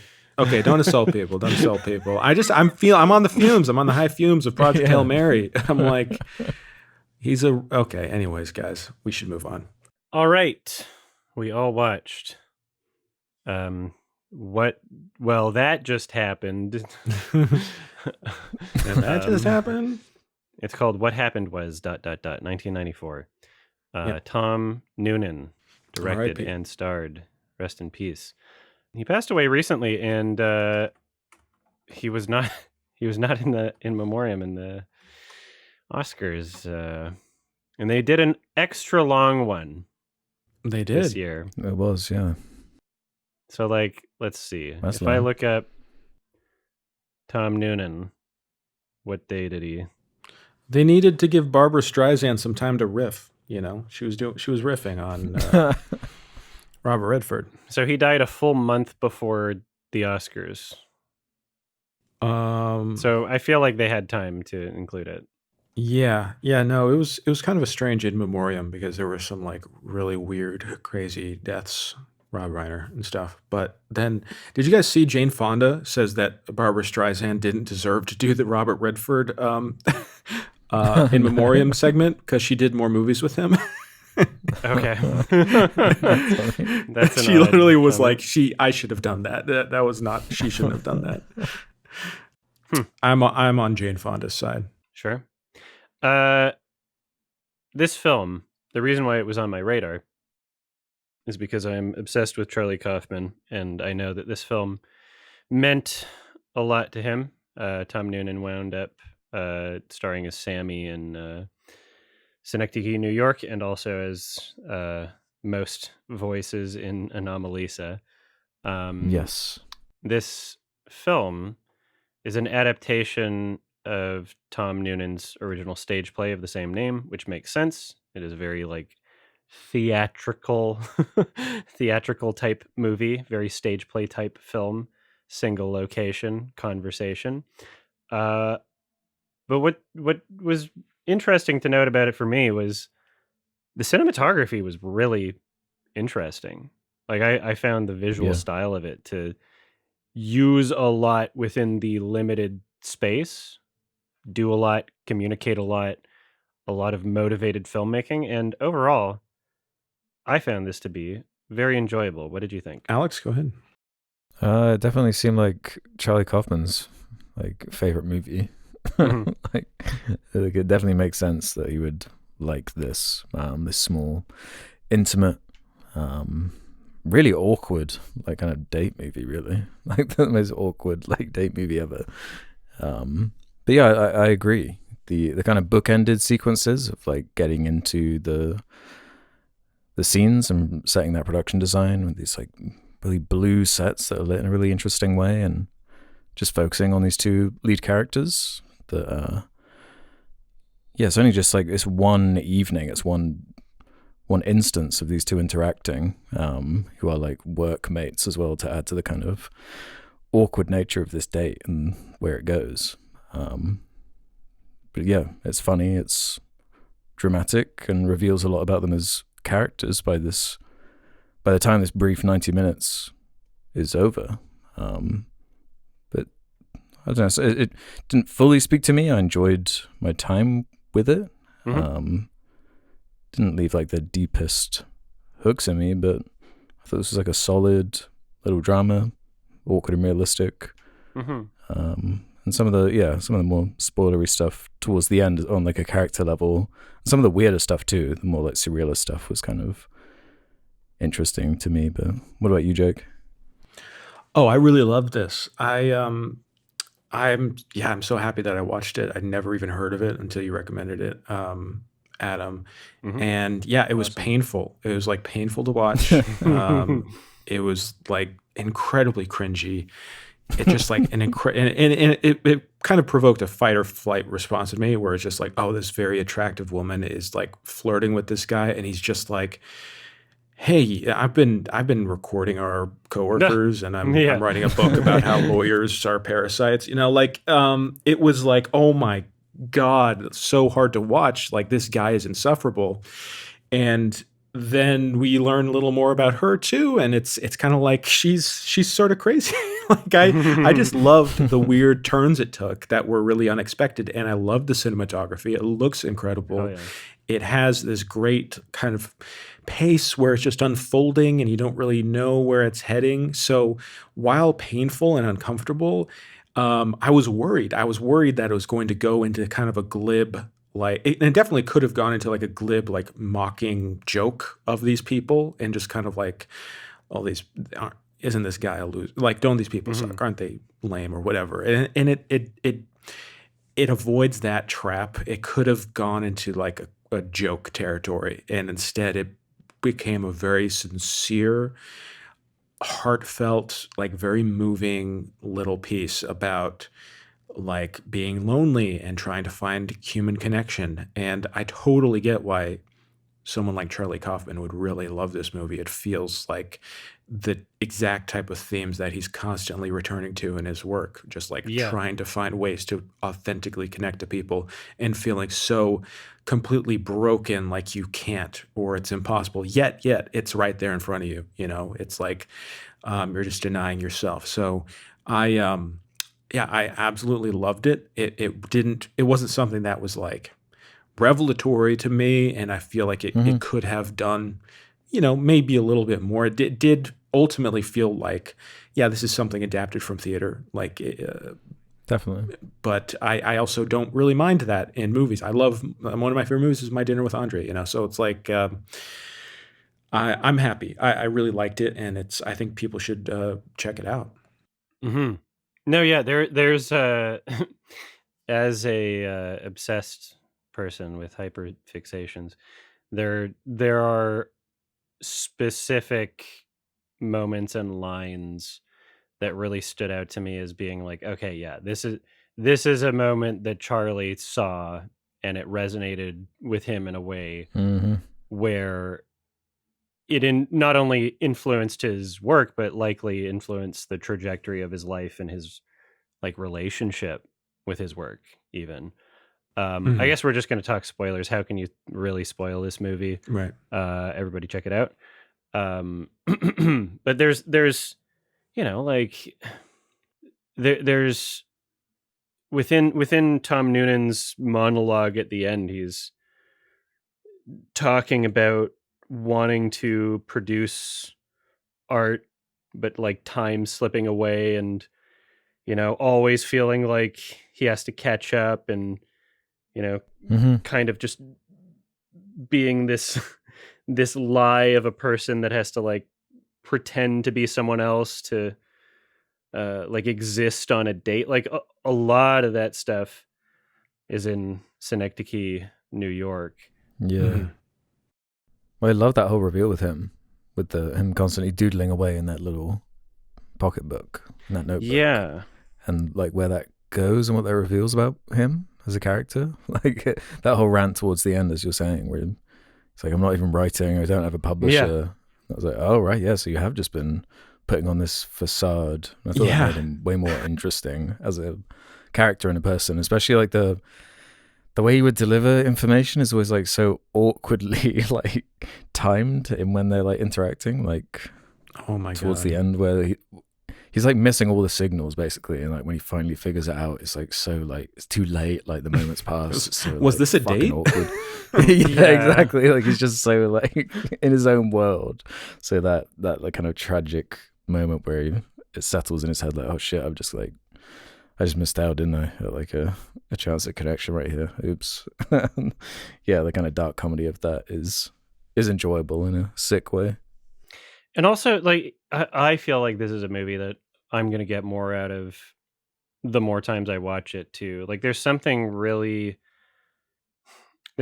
striking and intriguing about the decision for Tom Noonan's character to portray so much, like, fear in his face at very specific moments in the film. Like when she's reading her story. Not just when she's reading her story, because that has like an entirely different tone and presentation and like shift in sound design and lighting and everything. But also at moments where like just while they're on the couch before things get at their most physically intimate, before he like puts his hand on her face and they kind of cuddle and kiss or whatever. There's like an expression of like fear on his face, of like an, oh, is this really happening? Or as if there's like some kind of trauma associated with intimacy in his life, like that he would need to put up these weird barriers and stories, and then when something's actually happening, he almost can't believe it, or might be conditioned into like a repeated pattern of expectations of failure that might be bringing out that type of fear in his performance, right? Like it's not just an expression of anticipation, from my interpretation anyway. Right. Yeah. There's a lot going on depending on what types of things you absorb and get out of a movie. Yeah. Both these characters are kind of forms of writers in their own way as well. So that contrast is kind of interesting with the way it manifests with him, as I said, like pretending to be this writer. So there's something kind of like hollow about the way he's presenting it. But then she has this bizarre children's story that she prefaces it as a children's story, but goes into this like really dark and weird, like like creative writing, which is just the inverse basically of this like empty book. So that's like a fun contrast between them. Yeah. Yeah, and not just a fun contrast in that sense, but like the competing philosophies of how you should share your art, like publishing versus, she just says like, oh, I just made this copy and there's one for my mom, but I'm not like selling it, sort of thing. And him being concerned with almost like an idea of like legacy or like self-worth being attributed to that kind of success. Yeah. Which is made even more interesting by the fact that he's like just full of shit.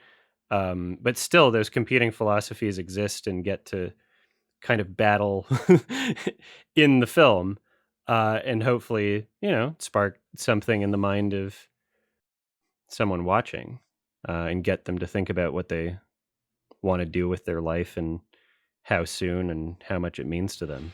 Yeah, he's such a sad character, like, and so unlikable, especially in that first half of the movie when he's just like judging everything and like, she's like playing music and getting flirty, and he's just like, well, this isn't very like, this is beneath me. Like, oh, you like the lyrics like libretto? He's so pretentious, and it's frustrating to watch. Especially when she's like so clearly just trying to reveal anything about herself. Yeah. She's trying to connect with him and putting everything out there, and he is unable. He just simply cannot let him.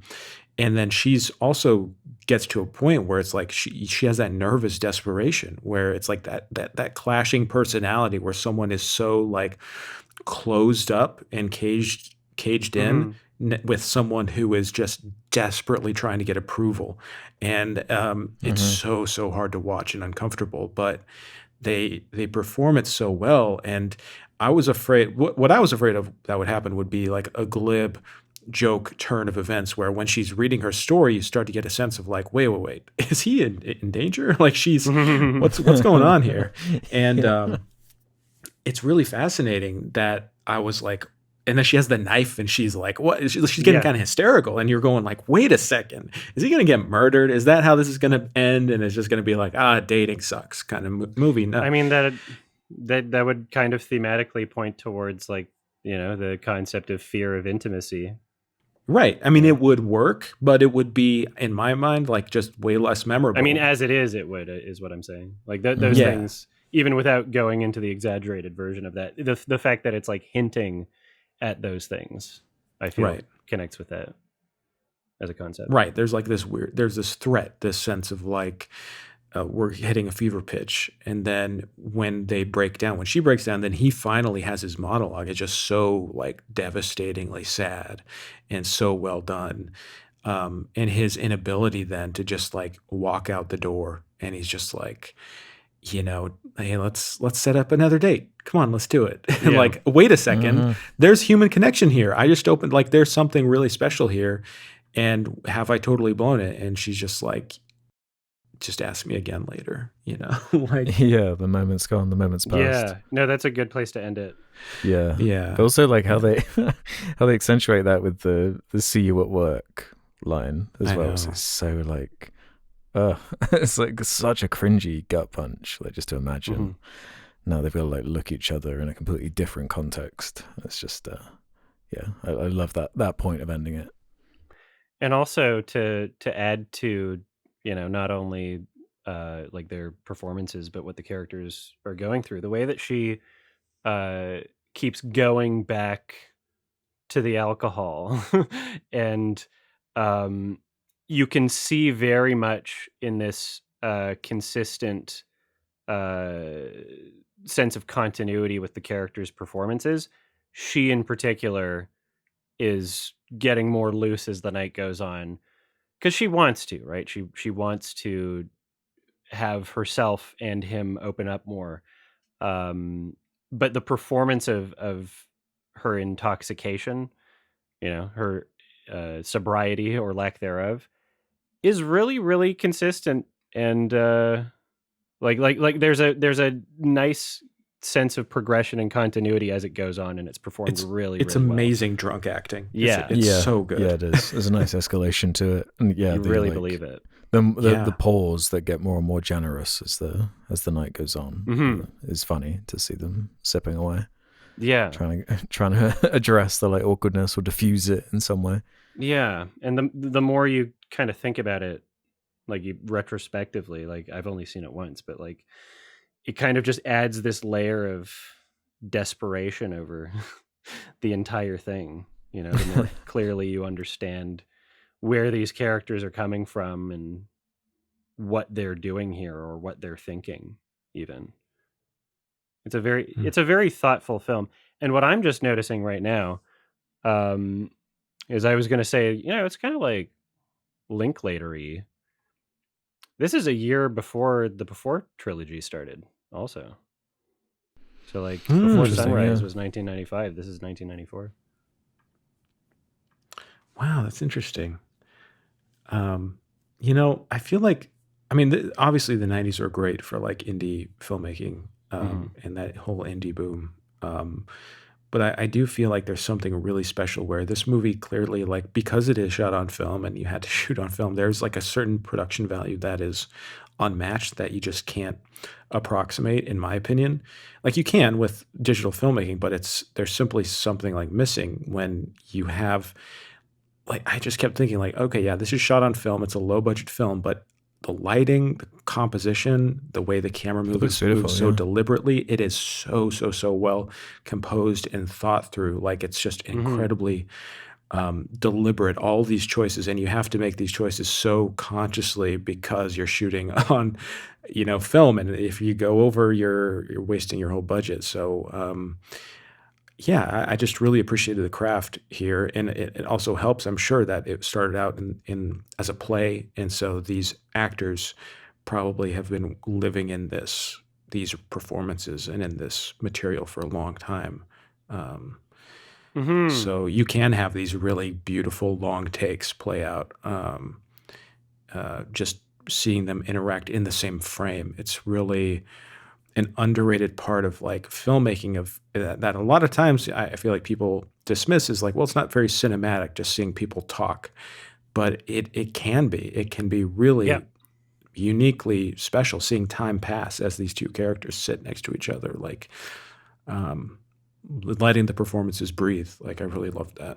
Yeah, and especially, you know, if you have any kind of consciousness for like the language of filmmaking and how things the choices for how things are expressed and how they might be relating to what is being intended by the filmmakers, right? So within the first, I don't know, like 15 minutes of the movie, there's an interesting shot where the like the pillar is very clearly separating these two characters, dividing implying, them. Yeah. you know, that sense of them, despite technically existing in the same frame, there being a very clear barrier between them, right? What is that saying about the characters? You know, this is part of media literacy, or just literacy in general, is to at least think about these things, not necessarily agree.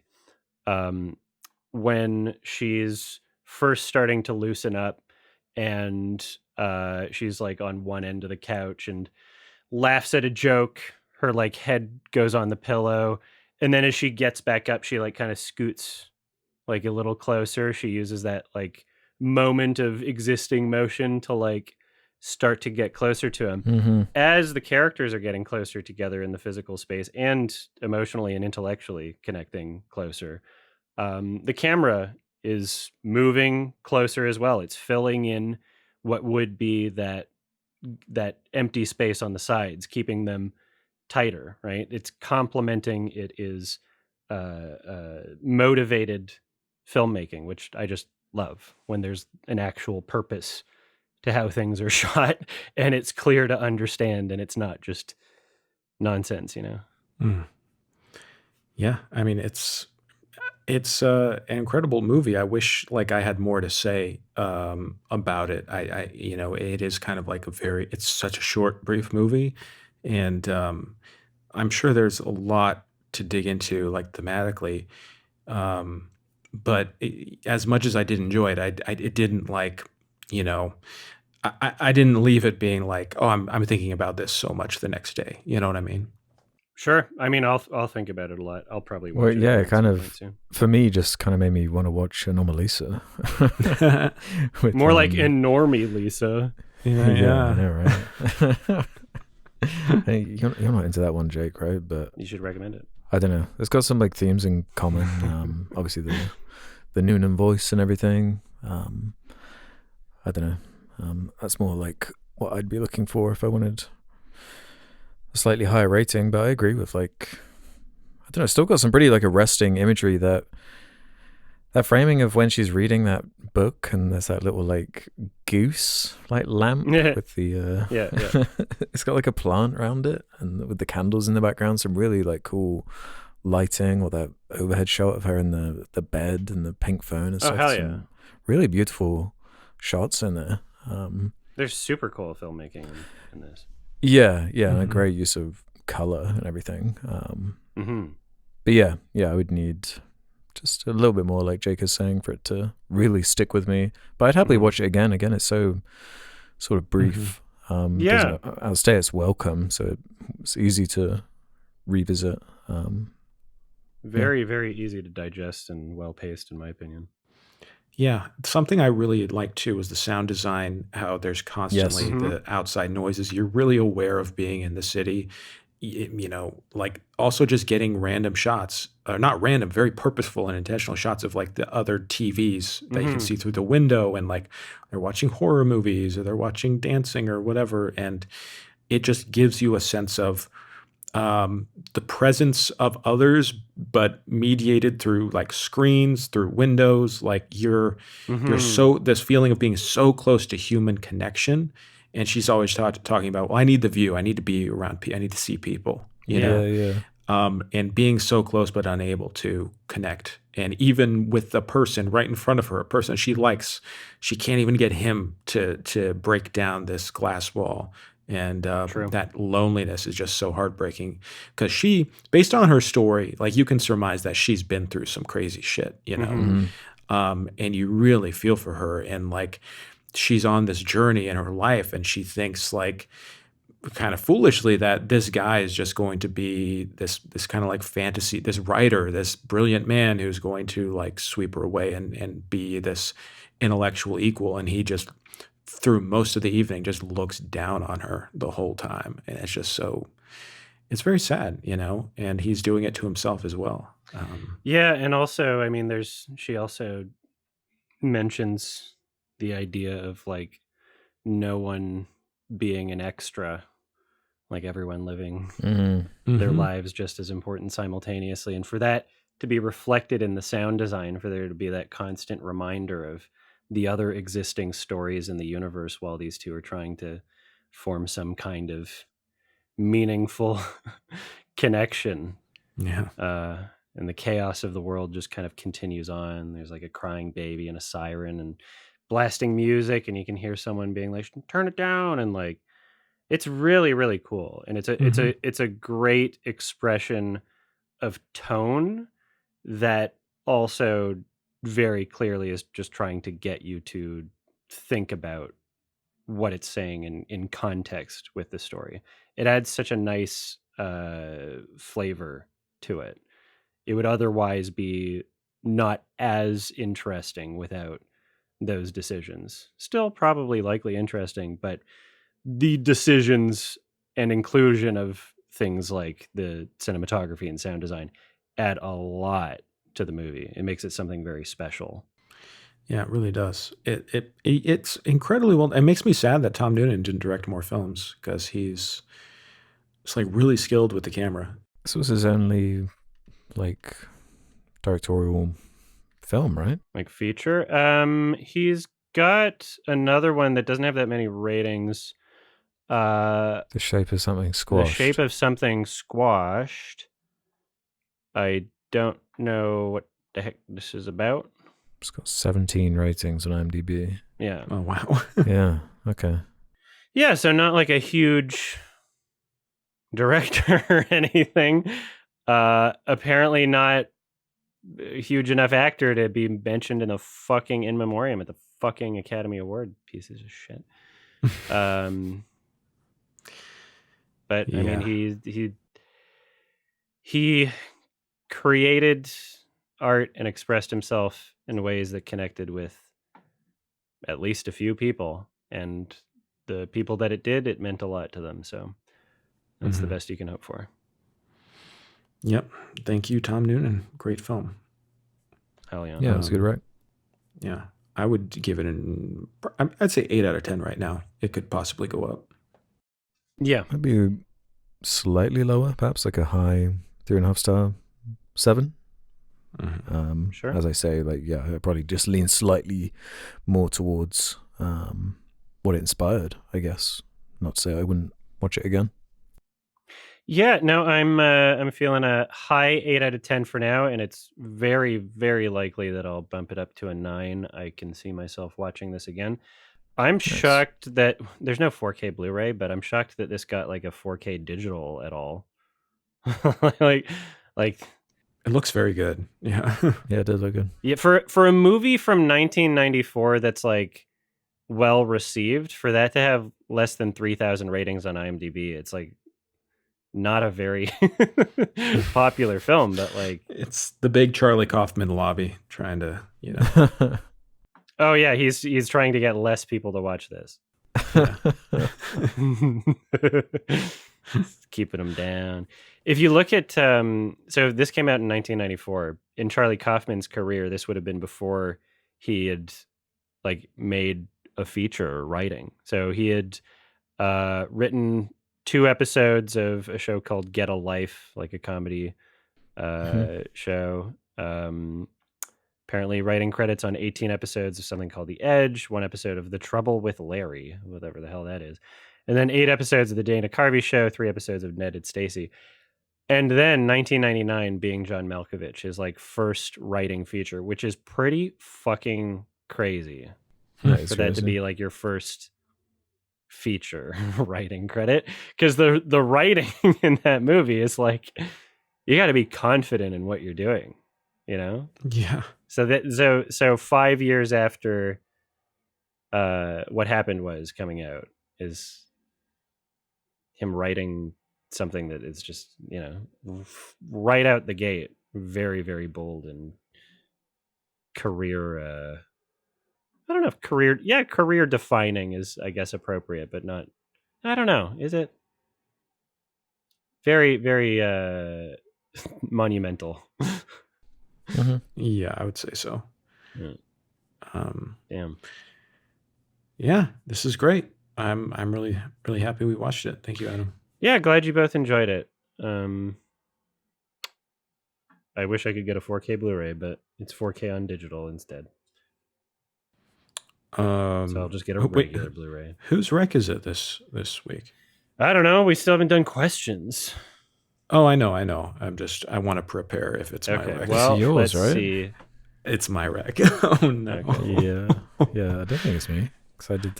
Why are you saying "oh no"? Because Okay, well, fuck. Well, whatever. Let's do some questions. let's do some questions. Don't stress me Let's do out. some questions then from the Sardonicast community. Head over to the suggestion thread over on the subreddit if you want to leave questions for future episodes, just like Joe Windle Brox did, who can start us off here. What's the first reality show you got really into, if anything, excluding Beast Games? Damn, that was going to be my answer. Oh, God. I just had a memory pull. It's like a... I like try to avoid them, but as a kid, I guess there were some big reality shows. Like the UK is good at creating like horrifying reality shows. Like X Factor, I guess, like in the early 2000s, that was a big deal. You know, like like Shrek 2, like on the DVD had like a parody of X Factor. Like Simon Cowell was on it and stuff. Like it's not really how it is anymore, but yeah, shit like that. Like, you know, the British version of Jerry Springer was this guy called Jeremy Kyle. Mhm. I remember seeing some of those, but it's like over the years you look back and it's like, wow, this is like evil. And he's been like investigated and everything. It's like, how do we ever like let this shit like letting people watch this? This is completely unhinged. But then stuff I like, look back on like fondly is more like I watched Takeshi's Castle a lot. That was pretty fun. Nice. That was pretty wild. But as an adult, especially, like I'm mostly just disgusted by like reality TV shows like Love Island and stuff like that. And the United States government. Well, like, what about you guys? Just life. The reality show of life. Well, so the question was, what was the first? Oh, Yeah, Right. like what got you into it? What was the first thing you saw? That first episode of Jeremy Kyle or So, X Factor or whatever? The first would be Murder in Small Town X, Murder in Small which Town. premiered in 2001, and I watched it. It was on like basic cable, and I was 10 years old, I guess. And uh, I remember watching it like at like my parents' cabin or whatever, where like we didn't even have cable, so it was like antenna. When I say basic cable, like Yeah. one of the 2 channels or whatever. And it's a fucking game show that's like a reality show and a murder mystery thing all in one, where they're like, all right, guys, contestants, there's like a killer that's in this town. And they said that if you'd do a game show about it and you are able to solve the clues, then that's a good thing, and they won't do bad things if we do it the other way. Or like, I don't remember how they justified it, but the entire, from what I remember, this is me at 10 years old, so I don't know if this is completely accurate, but from what I remember, the presentation of this show, it basically tried to pretend as if it was real, in probably Right. trying to leech off of the success of things like Blair Witch Project, where it's like, oh yeah, we could just pretend it's real. And as far as I know, the contestants were real people doing like murder mystery nonsense, but like the killer wasn't real.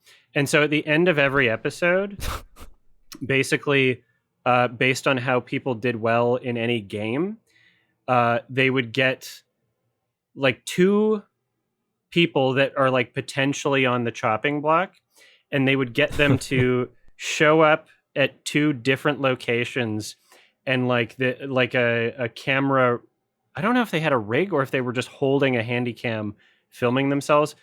There were probably hidden cameras there too or whatever, I don't remember.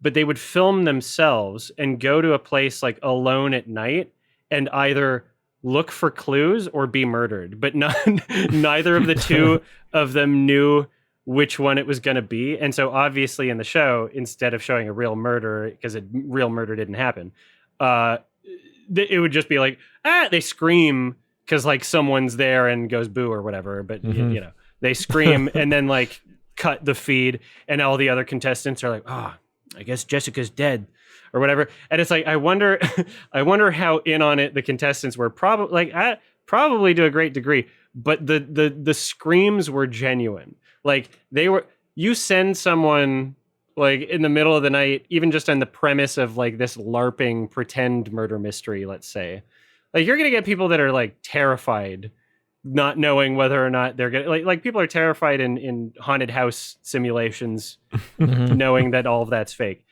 But the way they presented it, 10-year-old me was like, are they actually killing people? And so I was invested. And then the winner of the show died in 9/11, a week after the finale ended. What? Yeah, because he's a New York firefighter. Oh shit. Yeah. All right. R.I.P. Yeah.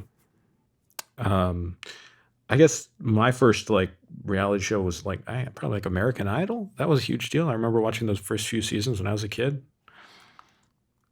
Everyone was watching American Idol. I mean, it was the first reality show where they realized they could just get a bunch of bad singers that people would beam on. Yeah. William Hung released a fucking album. It was crazy. I remember people were like rushing home from like work to watch American Idol, and you just don't see that any like what a crazy phenomenon that was. Yeah. Simon Cowell's nipples just poking out there every episode. That's not appropriate. Yeah, people don't give a shit about that anymore. Like they tried to release a new one like recently, right? Like Simon Cowell on Netflix. Who knows, No one gave a shit. knows? Like it bombed. I mean, yeah, in terms of like the culture talking about it, but still today, like almost every fucking contestant show there is you got to blame American Idol for it. You know, whether it's like X Factor or Who's Got Talent or The Masked Singer, like these are all things that exist because of the success of American Idol, from my understanding. So in a way, it's like it's still kicking. That's true. That's true. Thanks, Simon. It's just there's a lot of them. Yeah. Well, this is reminding me. I saw a bunch of like in the early 2000s. My mum was always watching America's Next Top Model, so I remembered a bunch of it, and I saw this documentary came out recently about that show. I was like, again, watching it with these eyes of like an adult, like, dude, stuff that was included in some of this reality TV, not even that long ago, was like so immoral and disgusting what it was doing to these like random, mostly like poor people that they've like plucked from around the world. Oh, that's happening today. Yeah. It's just, man, what a like grotesque industry, you know? I mean, it's the American dream. It's like, I don't know. They say let's televise what's happening every day with like gambling, basically. Yeah, and you see it all the way to like, I guess the modernized version of it is like YouTube Shorts, you know, where it's like a guy with a wad of cash going up to like a homeless person and doing something like that for attention. You know, one of the funniest immoral reality shows is a show called Temptation Island. And the premise is they get these young and dumb, like himbo bimbo couples that love each other very much, allegedly, and obviously they select the people who probably have like the most toxic traits that they can find in the application.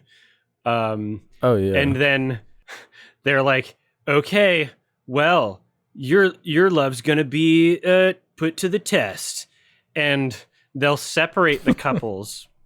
And there's like a bunch of different teams of couples, basically. They'll separate them so that like, oh, these girls are now hanging out with these other guys, and they're all just like conventionally attractive people. The producers are feeding them as much alcohol as they possibly can throughout this entire experience. Like, oh, we're on a beach and have fun. And like the all of the scheduled mini games is like, oh, you're on a boat, and like, just all these like different environments, give them privacy, blah, blah, blah, blah. The goal from the producers is to get all of these people to cheat on their like husband, wife, significant other, right? That's the goal. So if someone does something like, okay, 6 drinks in, one of the guys is like, show me your butt or whatever. And she might like look backwards and like bend over, do something like a little flirty, but she's like with the girls and it's like, it's okay, I'm having fun. She forgets for a moment that she's on a show where they're trying to like make her cheat on her significant other. Then they'll take that footage, show it as removed from context as possible to the significant other in like a bonfire little setting at the end of the night and be like, did you see what she did?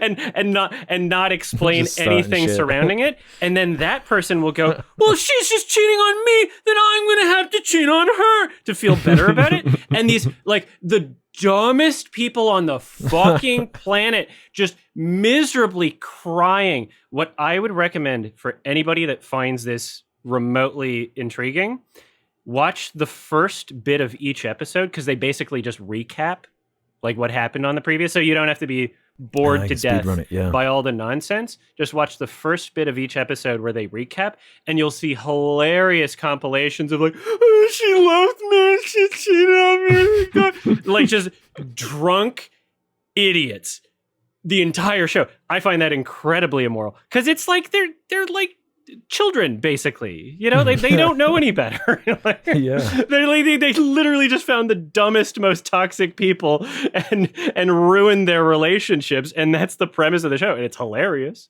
It's very funny. But why don't you go on one of those shows, Adam? Because I'm not dating anyone.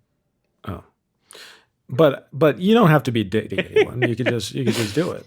Every reality TV show that I watch that has like any kind of competitive element at all, I look at that and go, I would be eliminated immediately, because I stand out and I'm different. And what's the first thing they fucking do?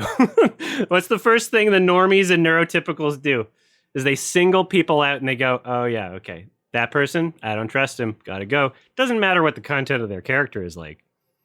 I would be gone. I would not do well in any of those shows. If it comes down to somebody voting someone else out, I'm gone. Right. You just be on the zip line the whole time. And I was only there for the zip line. Yeah. Well, speaking of these game shows, actually, TC Drum has one. With Screen Junkies' YouTube channel behind Honest Trailers now reviving movie fights back from the grave, would either of you guys do it if asked, or would you only do it if all three of you can play at once? I know Adam has done it before and seemed to have a somewhat positive experience, and I imagine it would be more fun if all of you did it. Thanks for all the laughs and recommendations over the years. You know, movie fights. Oh, yeah. I've seen the one with you on. I remember when you went on it. Yep. I used to watch that a bunch, like way back in the day. I have no idea what this is. It's the like a game show. Company that is responsible for Honest Trailers. Have you ever seen Honest Trailers? Yeah. Okay, so they had a program called Movie Fights. And in some ways it's kind of akin to almost it's teetering the line of like what Red Letter Media are making fun of with their Nerd Crew thing, you know, type vibes. But the premise of it is like ding ding ding, like they have the sound effect for the boxing bell, and you're supposed to duke out your opinions on the movies that are, you know, it's what we're doing on this podcast, except less sincere. And the reason I say less sincere is because if the premise of the episode is best film of 1985, and you're asked like several different questions throughout the episode, if your favorite film is already chosen by somebody else, you have to choose a different one. And then it's like, okay, then what's the premise of this segment? I'm advocating and arguing for a position I don't believe. Then it's just like, okay, debate squad sort of thing. But I would rather see something more authentic would be my biggest problem. Yeah, it was very like over the top, like a over the top panel show that was pretty short as well. You didn't have much time. If anybody wants to see my appearance on Movie Fights and you don't want to watch the whole thing, skip to the fight that was about who should play the new John McClane in Die Hard, because I think that's my best. That's the best segment. Would you say CP? I won't spoil it. Okay. It's really good, actually. I'll watch that. I'll listen to that. Yeah, please. I don't know, it's not really my skill set, so I don't know if I need to be on Movie Fights. I'll leave it to Adam. It was an interesting experience. It was kind of cool to be in the environment of still early-ish YouTube, but in LA at this place that was already like a company, you know, and they were already owned by a larger they were spending a lot, company. right? They had like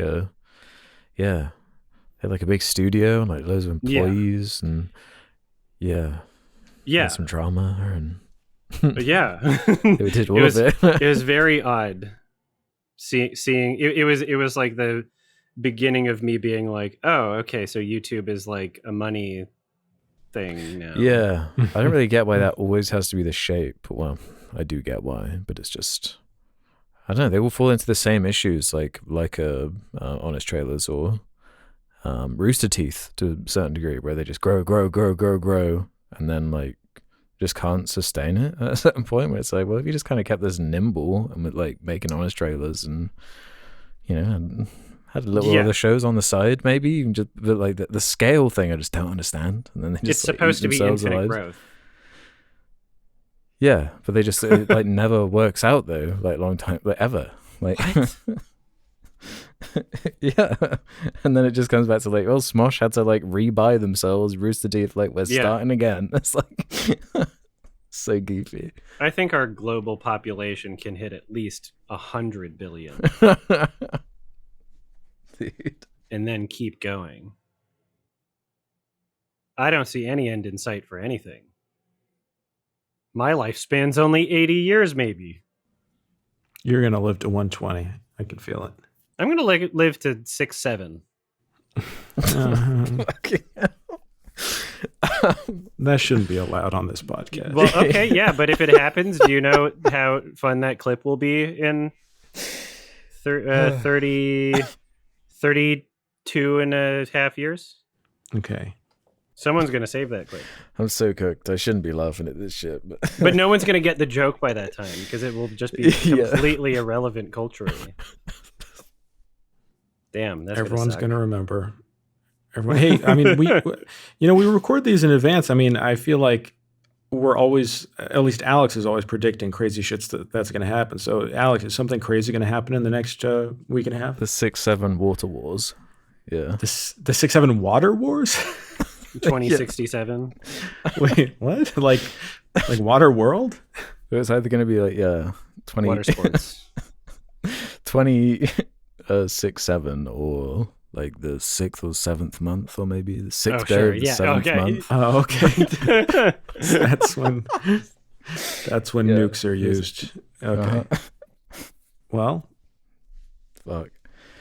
I look forward to it, Alex. Thank you. Mm-hmm. And I'm going to stop asking you to predict things from now on. Yeah. Because it's scary. Very scary. Oh, well, why don't you just, Alex, you could just say everything will be great for the next... Oh, yeah. I predict everything years. is going to be awesome. But whose version of awesome? Like yours or like Hitler? Mine. So Okay. it's going to be... Okay, thank you. You're just doing the Lego movie. Yeah. I'm going to assume your version of awesome is not the same as Hitler, so I think we're good. Yeah, that's a safe bet. Well, they say about assuming things, it makes an ass out of the podcast. Sure. Yep. Do we have another question? We could do another. Yeah, let's do this one from Goosey McGooseface 2. Okay. Did you I feel like see this is I feel like this person asks a lot of questions. That's okay. Well, apparently they just ask a lot of good questions. Apparently, yeah. Because there's a lot of questions. We don't hit all the questions. Alex is curating. There's a small handful of like people who get the good ones. Yeah. Yeah. And this one got like the upvotes, like. But yeah, Goosey McGooseface says, did you see the new Louis Theroux documentary on the manosphere? What are some of your favorite Louis Theroux documentaries or moments? So this is making a big splash in the UK and just online generally, I think. Louis Theroux's latest. Mm-hmm. I think it's his first Netflix documentary. He's had his show on Netflix, I think, before, but produced by Netflix. And yeah, I don't think it's his best work, but I'm trying to figure out like how I feel about it with the balance of teaching people of like a certain age, like that this even exists, and like kind of educating people on it as an issue. Because I'm not really the target audience. Like I didn't really learn anything about this because I already know about like this space and everyone in it. You're like sneakers and these weird TikTok freaks. So how much of it is like helpful for them, these people that like get all this attention and money and no such thing as like bad press in a way of like, oh, I've got like a Netflix show now, no, come and watch Fresh and Fit now on Kick or whatever they stream on. But yeah, I like Louis for the most part. I think it gets into some of the key issues in a kind of surface level way. I'd like to see more of like the impact of the people that actually watch this shit more so than trying to delve into these manosphere characters, because they're all just kind of boring and the same at a certain point. They're all just Andrew Tate copycats. They all have the exact same like business model, and they're all the same. They all have like the same daddy issues basically. Yeah. I mean, yeah, there's a reason why it's not an unreasonable debate to not have children on the internet at all, right? Yeah, like what, Australia, they banned like 16-year-olds and lower. You take kids off the internet, these dudes don't have an audience. Yeah, this is literally just like the current year's version of girls have cooties. They do. And we're better. They do. You don't think it's like, I don't know, it feels more extreme than that. like, oh yeah, no, it's the current version of it, right? But it's like it if you were to take an adult who sincerely has that position and is just rephrasing it, then you get the Andrew Tate folks. Right. It's bad, and there's a reason why it appeals to like children. It's crazy that we're just kind of seeing it happen and have to respond reactively to it. I wonder what the correct solution is.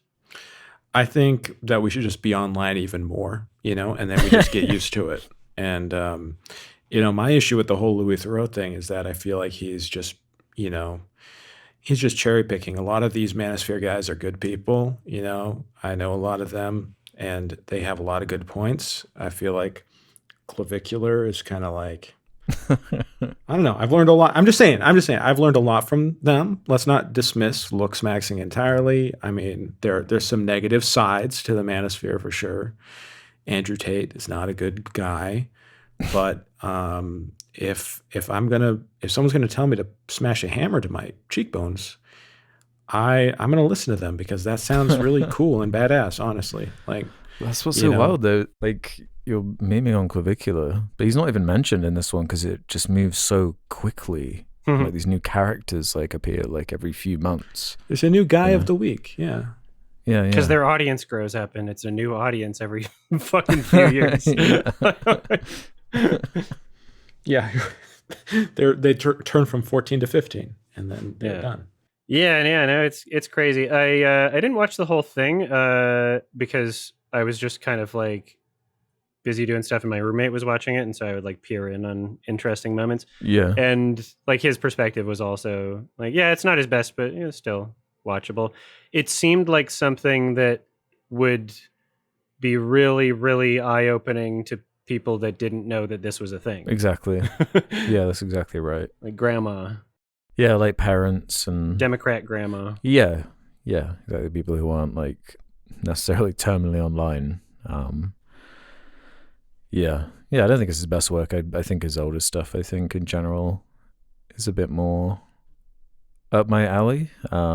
His Weird Weekend stuff in particular, when he was going to like prisons, was really interesting, and Most Hated Family and that kind of stuff. Yeah, I'll watch anything he does. To be clear, I didn't watch it. I did not watch it at all.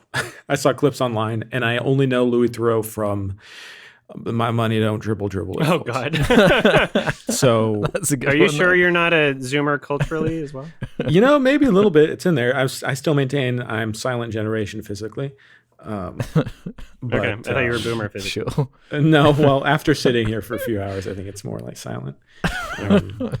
But no, I mean, I like seeing his face. He's got a nice, warm attitude. I saw a clip of him talking to this guy in the Manosphere, and he's talking to his wife, and he's just like, hey, are you okay? He says he wants to have other wives down the road. Are you okay with that?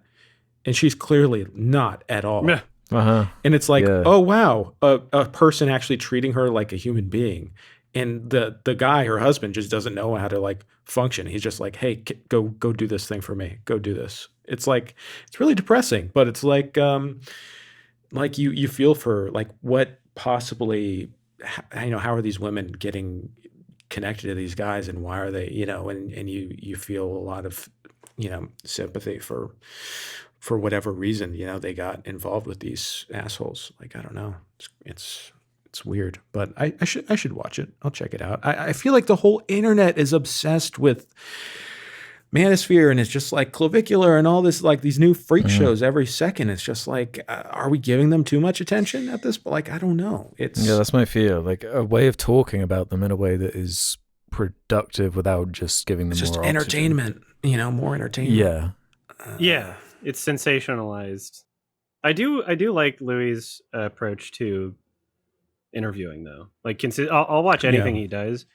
I love seeing someone that just basically lets someone talk and is effective enough at having people let their guard down enough. So like there's different degrees to which that will happen depending on the subject or depending on the project.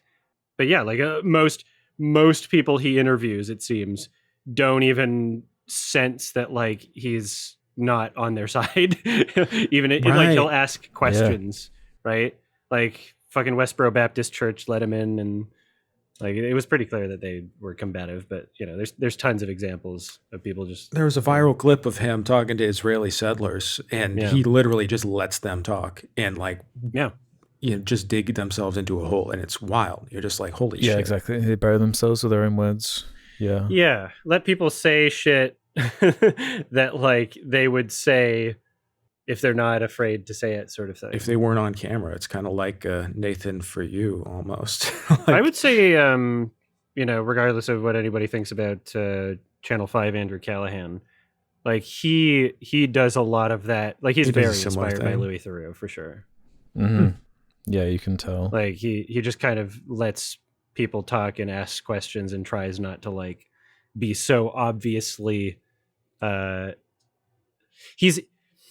they both do a thing where like you can tell a lot of other journalists are so tempted to make it so much more clear that they don't support whatever the thing is that they're showcasing.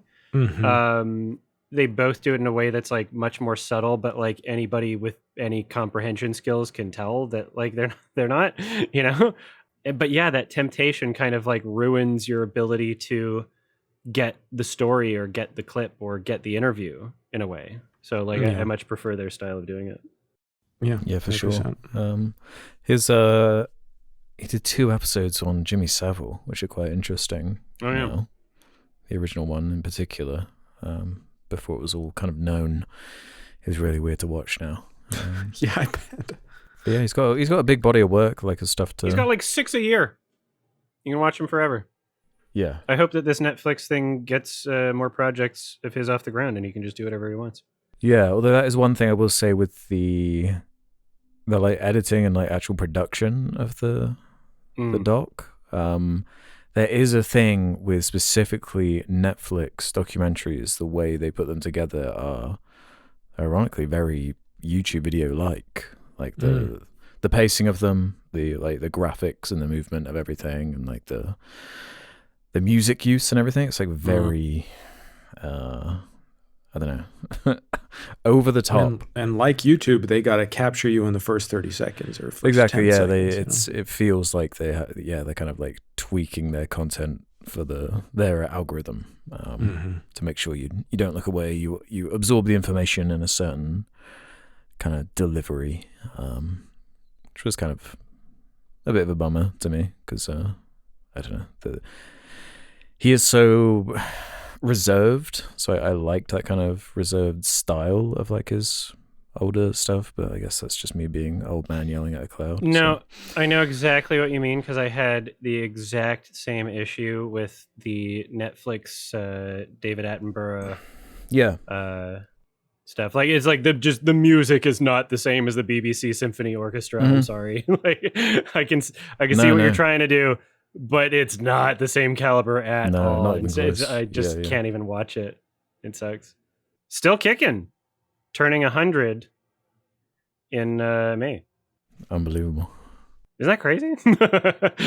Yeah. You can do it. You can do it, buddy. 100. Oh, okay. He was knighted twice? Double knight. That's pretty badass. Oh my god. You can be knighted twiess? I guess I never thought about it. Are we still talking about Jimmy Savile? Yes. Is he knighted twice? I wouldn't be probably surprised. Was, to be honest. Yeah. Sorry, I'm frantically trying to find a movie to recommend. So okay. Well, you can take your time to think about it. No. I have to. I've got to be on it. Okay. Well, okay. I'm just gonna if this is gonna help you at all, I just I still would prefer not a very, very long or double feature if you can help it, because I'm like moving. So if that can help. Okay, yeah, because that's what was the first thing I have. You guys know I have an idea for doing a big thing. Yeah, next time should be good. A month and a half from now, I'll do it next time. It'll be a treat for the folks at home, hopefully. Thank you. Much appreciated. But so are we done with questions? Sure thing. Okay, so I feel like we've been spoiled. We've been watching too many good movies. That. Okay, and I'm not. This is genuinely not a spite recommendation because I think it's going to be very fun. Because I don't think either of you have watched this movie, and it was kind of a big meme briefly last year or 2 years ago or something, and it's a Netflix film. and it is called Uglies. Have you guys heard of it? Yeah, that's been on my list. I haven't seen it. Okay. Yeah, I've heard of I thought it. it Yeah, looked this could be funny. fun. Okay, perfect. You guys haven't heard of Oh, it? I love Joey King. Okay. No, I've heard about it. Yeah, no, Joey King's hilarious. Oh, it's McG as well. Let's go. This is okay. See, this is not a spite rec because I think you guys will Yeah, genuinely this is a good rec. have a really fun time. Yeah, this is not a spite rec. This at all. looks fun. Yeah. It's a very funny movie. Directed by MCG. Yeah. McG? Yeah, McG, dude. Who the hell's that? He didn't do that. He did like a Terminator movie, and, like one of the Charlie's Angels. Like, yeah, he's been about A it. not notable Terminator movie. A Charlie's Angels sequel. Yeah, Full throttle. Okay, yeah, Uglies. Yeah, it'll be fun. McG. Sure. No, yeah, I agree. This is something I wanted to watch anyway. Perfect. So Oh yeah. We're all getting along. No hostilities. We're maintaining the peace. no, this is great. No, yeah, we're happy. We're getting ugly. We're getting uglies. Perfect. If you don't want to be spoiled for Ugly is directed by McG. yeah, watch it before the next episode comes out. These episodes come out every 2 weeks. You can listen to them early by going to sardonicast.com. Sign up for premium. It's only a few bucks a month. Or patreon.com/sardonicast. It'll get you the same thing. Or click the join button below. Membership will get you episodes early also. And they're ad-free, idiot. You're listening and you're like, whoa, I'm getting all these ads. Yeah, well, fucking sign up for premium. Usually, it's not customary to call our viewers idiots, but You don't know my audience. They're obedient. Used to it. They're obedient. I'm They the get in princess of line. Canada, remember?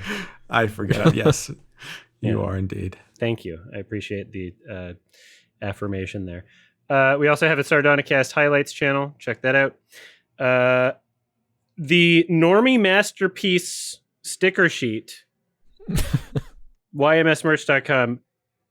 We might, I'm going to be changing like merch things as soon as the guy that is helping me with merch stuff is free enough to help me, because the overhead costs for Shopify And are too much. I can help you with that too. Yeah, So- yeah. I'll put you guys in touch if I haven't already. So, we'll see.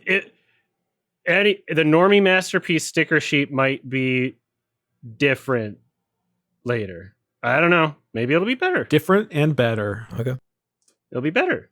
Mm-hmm. Bigger and better. But if you want the exclusive old version that you'll never see again, you got to get it now. Guys, 2026 is going to be crazy. Sardonicast's year. You know, we're getting the huge It's the year of the horse. $1 billion Spotify deal. We're going to be on Netflix. It's oh, yeah. happening. We're getting a better deal from Spotify than Joe Rogan ever got. Yeah, even better. We're coming for you, Rogan. And we're going to do so many ads. So many ads. Okay. AI ads. AI voice Oh, yeah. ads. No, name a product. We're going to do an ad. It's going to be AI Alex doing all the AI ads. We're going to do ads for the concept of ads. I actually wouldn't mind that. That's what we're doing right now. Yeah. Your ad here type ads, yeah. Yeah. Mhm. Guess who's paying us? Jeffrey Epstein. Well, What? we aren't I supposed mean, to say that's that where all of part. our tax dollars are going. If you think Okay, about it. I'm trying to say 2026 is going to be a great year for the podcast, and Adam is saying that Jeffrey Epstein is funding us. So, you know, I had to mention him again. So conflicted messages, right? He has to be mentioned in the episode now. I didn't say he's funding us. I said we're funding him.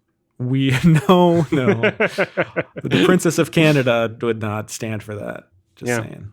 The Princess of Canada is not in the Epstein files. That's reassuring. That's reassuring. unlike another royal family. Yeah, true. Okay. All right. Have a happy uglies, everybody. Uglies hype. Happy uglies. Have a happy royal family, everybody. Oh my god, I'm so excited. Thank you so much. Bye bye. Holy shit. Bye everybody. Bye. Bye.